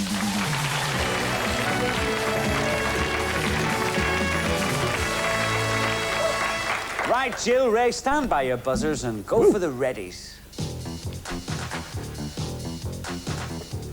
There's Mr. Chips. Running on ice? What's he doing? Oh, on thin ice. Yeah, Sly, Zebra, well done. Jill. Walking on thin ice. Walking on thin ice is right. Wow! She's just moved into the lead by £5, Ray. There's a new bonus. There's £150 Ray hasn't got a chance now, has he? He's just completely lost it. going into the bonus bank. Take a square away. Bottom center, 5 seconds. Here we go. 230.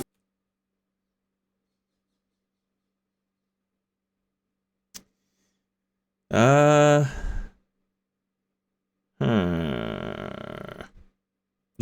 £5 for £150. Any idea? No. No. Ray, you're back in play. Here's a ready money catchphrase.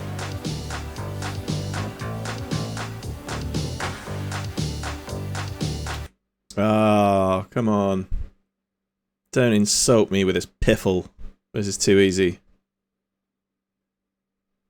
Anyone? Come on. Shaking like a leaf. What's Mr. Chips doing there? Really? How is nobody getting this? Jill. Shaking like a leaf. Shaking like a leaf. There we go.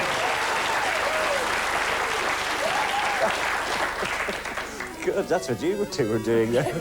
Shaking like a leaf. 285, 230. There's the bonus. Take a square away. Bottom left, 5 seconds. Here we go. There's a lot of money involved here. 150.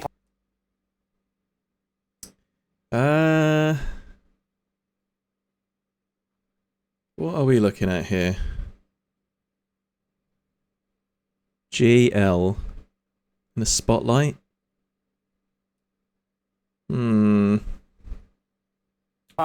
Can you give me a bonus catchphrase? Hell's Bells? Hell's Bells is not correct, Ray. You're back and playing. Here's another catchphrase.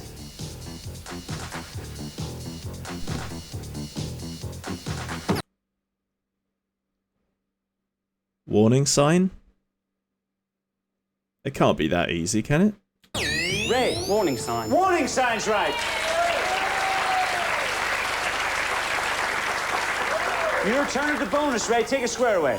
Too Top easy. left, 5 seconds. Here we go. 280, you're £5 Oh, he's already. I think he just said Jingle Bells. Is that right? behind. Jingle bells. Jingle bells! Well done, Ray. You finally woke up. 430, Jill, 285. You're still behind. Right, Jill, we're going to put the money up even more. Take a look at the screen. It's going up to £150. Get lucky. Hit the buzzer. Oh, blimey. Let's not waste Big any time. money Here's now. a £150 catchphrase.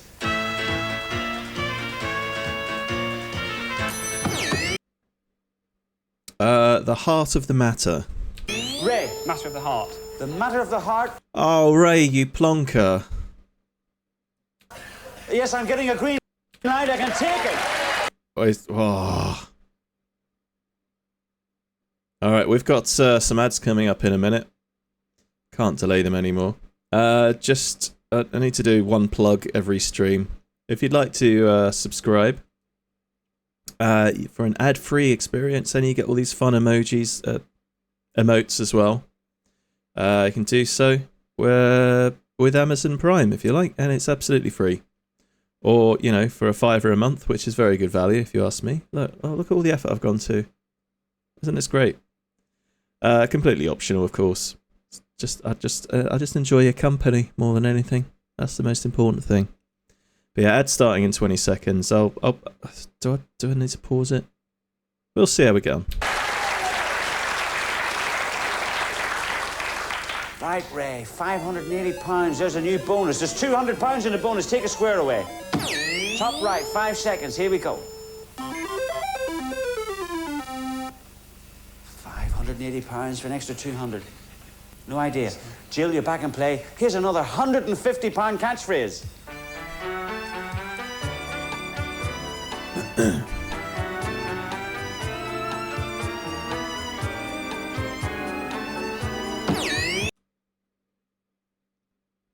Eh? What could this be? Angels in flight? Is that a phrase? Ray, Fairy I think he just godmother. come in before the bell. Did he come in before the bell? Yes, he did. He just came in before the bell. I thought there was no bell on this round. Fairy tales. Maybe. Jill, can I offer it? Fairy tales. Fairy tales is right. Yes, you're Ah, the tales. Tales. He sounded very downbeat saying it was right. Can I offer it? Fairy tales. Fairy tales is right. Yes. That's a very pessimistic, congratulatory confirmation words. You're right. Oh, she looks very determined now, doesn't she?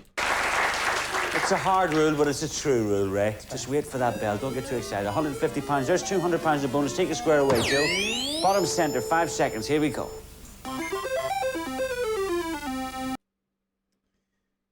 Something door. Cellar door. It doesn't say a lot. Do you want to waste some time, or you No, want to? pass. No, pass on. Ray, £150 catchphrase coming up. You're both back in play.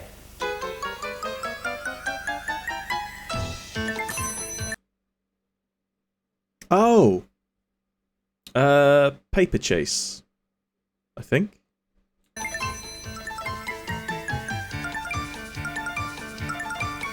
Yeah. Ray, Sheet music. sheet.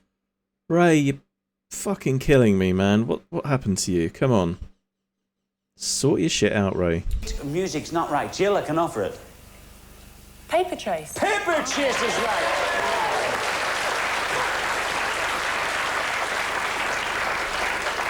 There's the bonus. Which square will you choose? Top left, 5 seconds. Here we go. You've just gone back into the lead by £5. There's £200 there. What's the bonus? So we've got a P door. We've got an SE door. I'm not sure, to be honest. Bonus. Don't know. No idea, Ray. You're back in play. Here's another catchphrase. What's Mr. Chips doing there? Secret door. Screaming into the void. Yeah, it could be. What is this?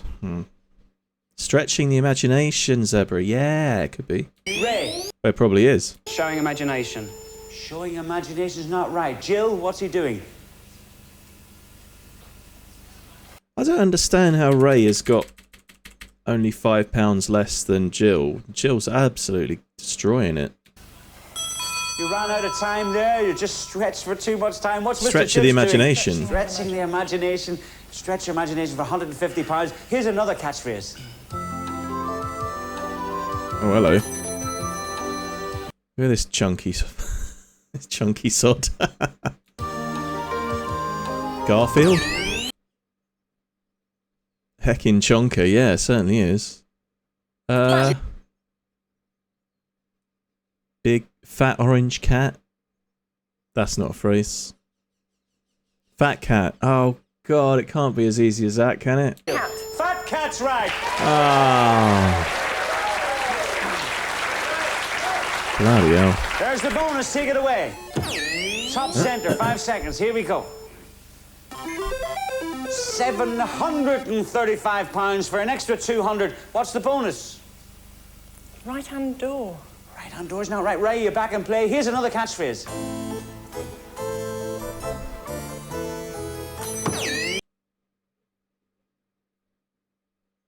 Qatari brings shame upon himself on the cat question. I thought it was going to be something a bit more demanding than just fat cat. You can't just put a picture of a fat cat and be like, oh, that's your catchphrase. Come on. Yeah, like Zoe says, it's probably... Is catchphrase still going, Zoe? Who's hosting it now? The answer to this one is Pinhead, by the way, I think. Jill. Pinhead. Pinhead's right. 885, £185. Take a square away on the bonus. Will this square help? 5 seconds. Here we go. Don't answer me till I ask you.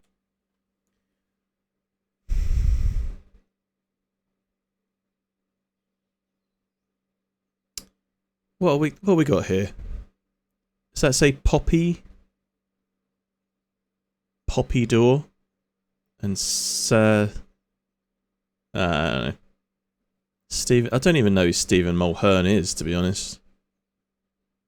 £885 for £200. Give me the bonus catchphrase. I don't know. No idea. Ray, you're back in play. Here's another catchphrase.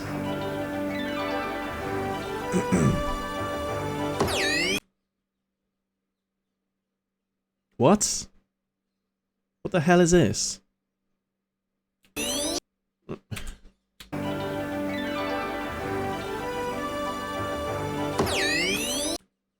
Ah, swimming trunk, Zebra. Yeah, for fuck's sake. Why didn't I get that? Well done. Well done. God. I think my brain's going. Zebra, I think that you're going to have to start hosting my stream, mate, because you're clearly superior at catchphrase than me. Right, Zebra's taking over from next week, everybody. He's very good. I can't in all good conscience continue hosting this. Jill, you just come in before the bell. Don't say anything. I Oh no, you missed the bell. offer it to Ray. Swimming trunks. Right! Yeah. That evened it up. It was £150, a lot to lose. Not to worry, Ray. You're well in there. Take a square away. Will this square help you? It's the bottom right-hand corner. 5 seconds. Here we go. £730 you have. Right. So it's not secret door. It's...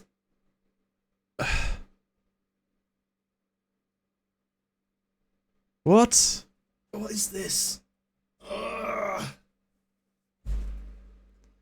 I don't understand. Usually, you should be able to get it by now. Service door. It could be, Mike. It could. But what's the other one say? Yeah. The other door must have some relevance to the answer, surely. Ray, for an extra 200. What's the bonus? Service door. So you're not right, Jill. You're back in play. Here's another catchphrase. Players, we've run out of time. Let's take a look at the scores. Jill's got £885. Ray's got £730. There's £200. It's got to be one.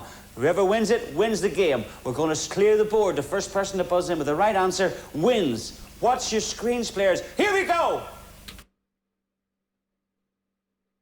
Right, we've got Poppy and Sesame.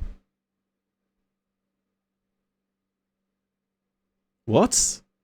Open Sesame, for fuck. Yeah, well done, Zebra. Well done. Open Sesame. Yeah! God damn. What a game. Brutal. What a game. When it comes down to the very, very last call, Ray, £730. How could anybody say you lost on catchphrase? Eh? There you go. Take it home with you and enjoy. We've loved having you on the programme. Yay! Hey!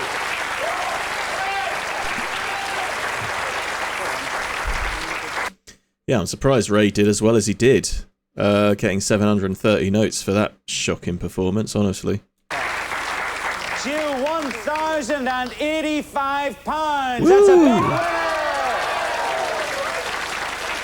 1,000. Come and join me. You're in the super catchphrase.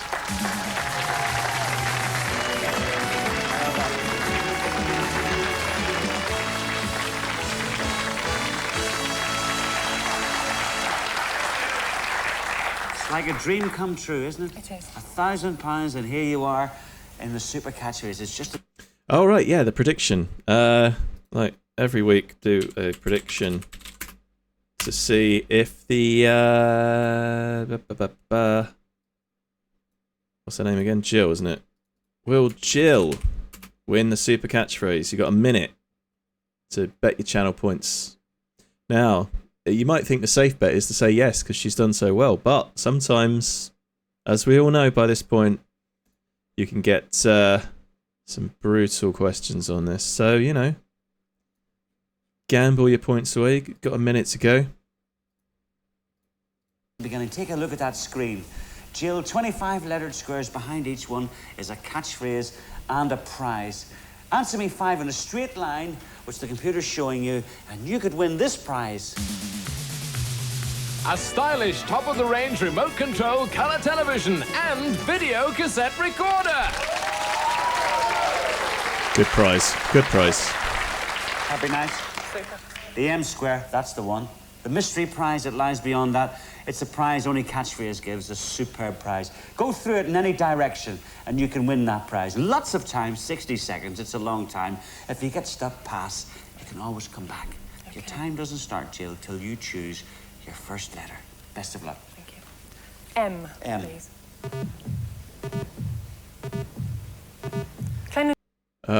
Cleanliness comes before godliness, or cleanliness is close.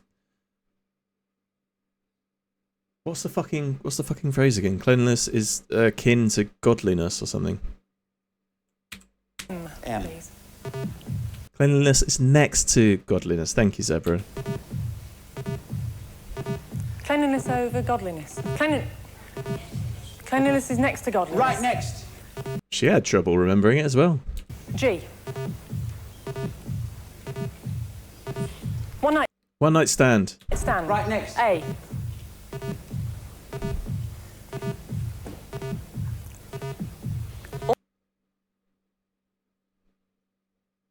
What's this?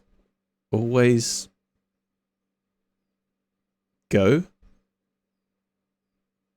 Always go on a green light? Always on a green light. Always on green light. Pass. Pass next. S. Uh-oh. Gun. Shoot. Shoot. Trigger. Pull the trigger. Hair trigger. Trigger finger. Trigger happy. Right. Trigger happy. Ah. Next. Beat me to it. Dirt. Fighting the dirt. Dust. Hitting the dirt. Right, Eating. next. Oh, A. hit the dirt, yeah.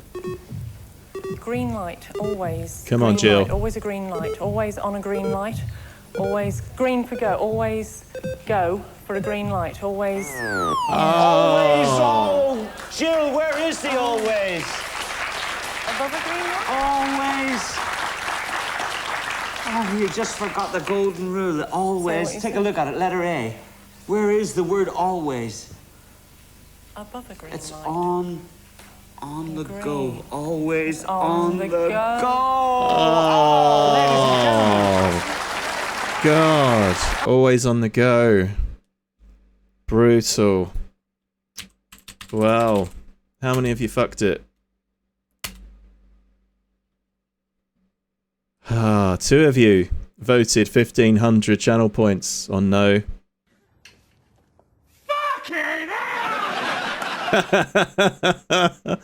Oh, I'll never get old, that one. I love it. 3 of you said, 3 of you gambled that she would win it. Pissed away 2,100 points. Sorry. Right, there's your money.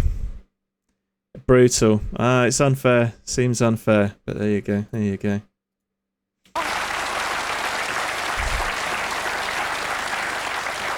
So close to a fairy tale there. You got 4 right and you have won these prizes. A luxury food processor, a deep fat fryer, an instant print camera plus 6 packs of film, and a handy portable power cleaner. Ooh. That's a lot of prizes.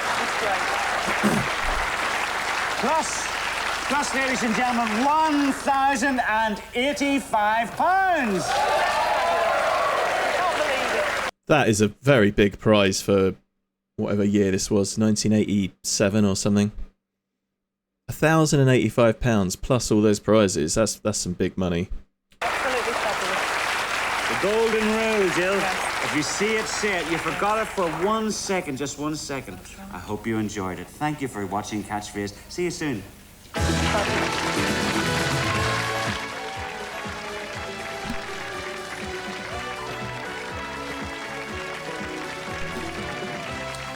It's 1,080 quid in today's money. Wait, no.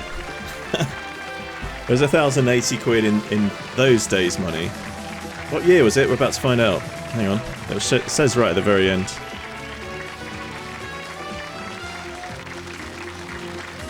Come on, come on, come on. Where is it? 1987. There you go. So what did she get? £1,085 or something? In 1987 money?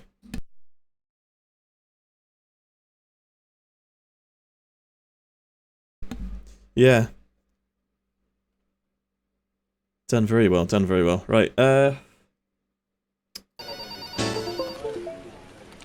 to the lab. She's now a multi-millionaire. Yeah, it could be, it could be. She invested that wisely. She could be significantly richer than Yao. Or Roy Walker. Right. £3,310.45. I mean, it's still pretty good, isn't it? It's a decent chunk of change from Catchphrase. Most people only walk away with like 400 quid or something. Not bad at all, not bad at all. Right, now we've reached the part of the show where things might get a bit broken. So I want to try and play this RoboCop game I've downloaded. But I'm not sure it's going to play well with OBS and the rest of the everything else I've got going on here. So, right, how can I lighten the load a bit? How can I kill off some processes? Right, if I yeah, chess would be a good idea. It's certainly a lot less demanding on the graphics card.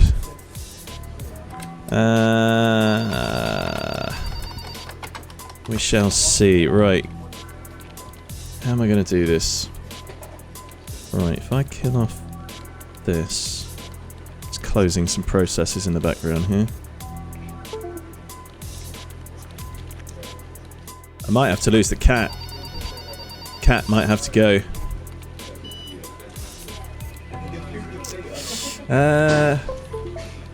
Alright, let's try something. Hang on. Right, if I...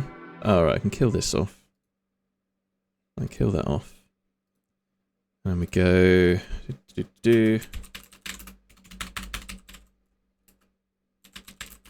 What's the name of this game I'm playing again? What's the bloody name of it already? RoboCop Rogue City, that's it. Professional streamer. I do know what I'm doing, I promise. Right.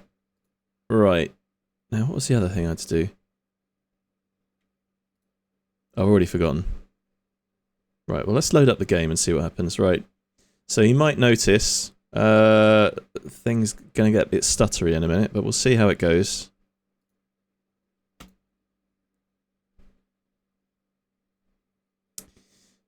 Hopefully my computer doesn't shit the bed completely.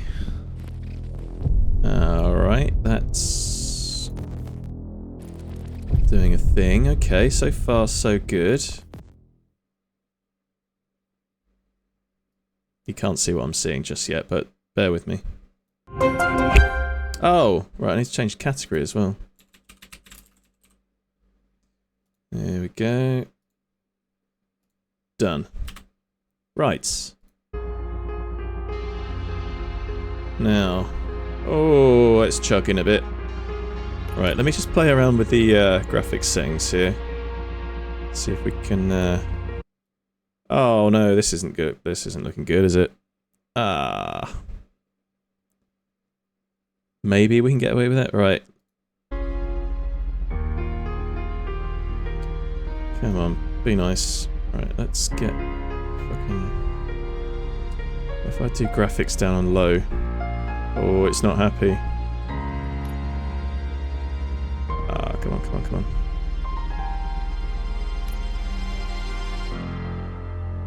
Is that any better?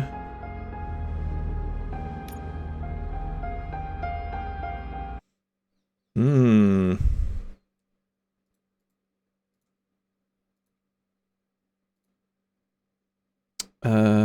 Yeah, do that as well. No, actually turn that off. Right. And we just fucking... like that.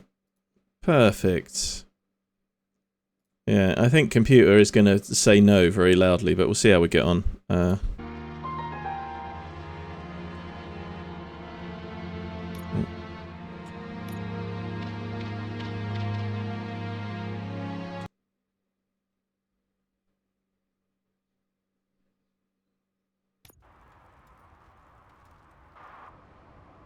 Come on, baby. Oh, no. This is bad. Okay. He's not happy about that. Right, let's kill that off. Oh, it's struggling. Come on.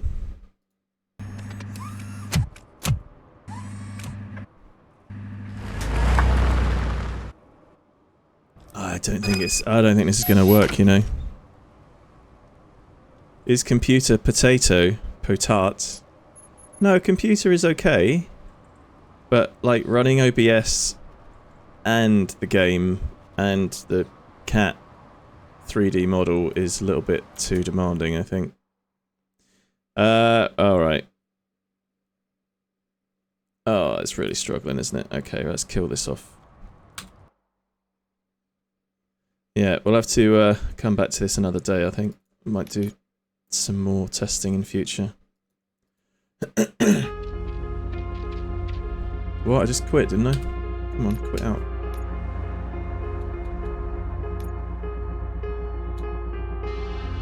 Come on, just let me exit the game, come on. No, not play! Oh, fuck me. Exit. Exit. Yeah, it's asking a bit too much. Oh damn, look, everything's kind of frozen up now, isn't it? Have I dropped any frames? Apparently I've not dropped any frames. Right, background is kicking in again. Okay. Right, we'll have to forget about RoboCop then. I've got an RTX 3070. How is it pitch shifting at your end? What do you mean? Can you hear some weird audio glitch or something? Am I back? Alright, that's... There we go. Yeah, we'll have to try that another time. Somehow. Okay. The sound went crazy while trying to quit the game. Got some WoW and Flutter. Oh no. Okay. Hopefully that'll calm down. Is it sounding okay now?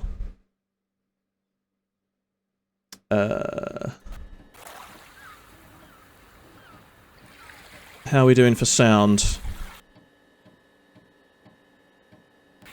Oh, it's struggling even playing the beach audio now. GPU's running at 100%, that's not great. Why is it doing that? OBS. Why is OBS going 100%? That's not good. It was hilarious because it sounded like a Walkman running down. Ah. What? It's fine. Yeah. Oh dear. It's looking very framey and jumpy here. Shit. Okay. Right, I'll tell you what. I think I might have to close and reopen OBS because it's not happy about something. Right, I'll be back in... Don't go anywhere. I'll be back in like a minute or something.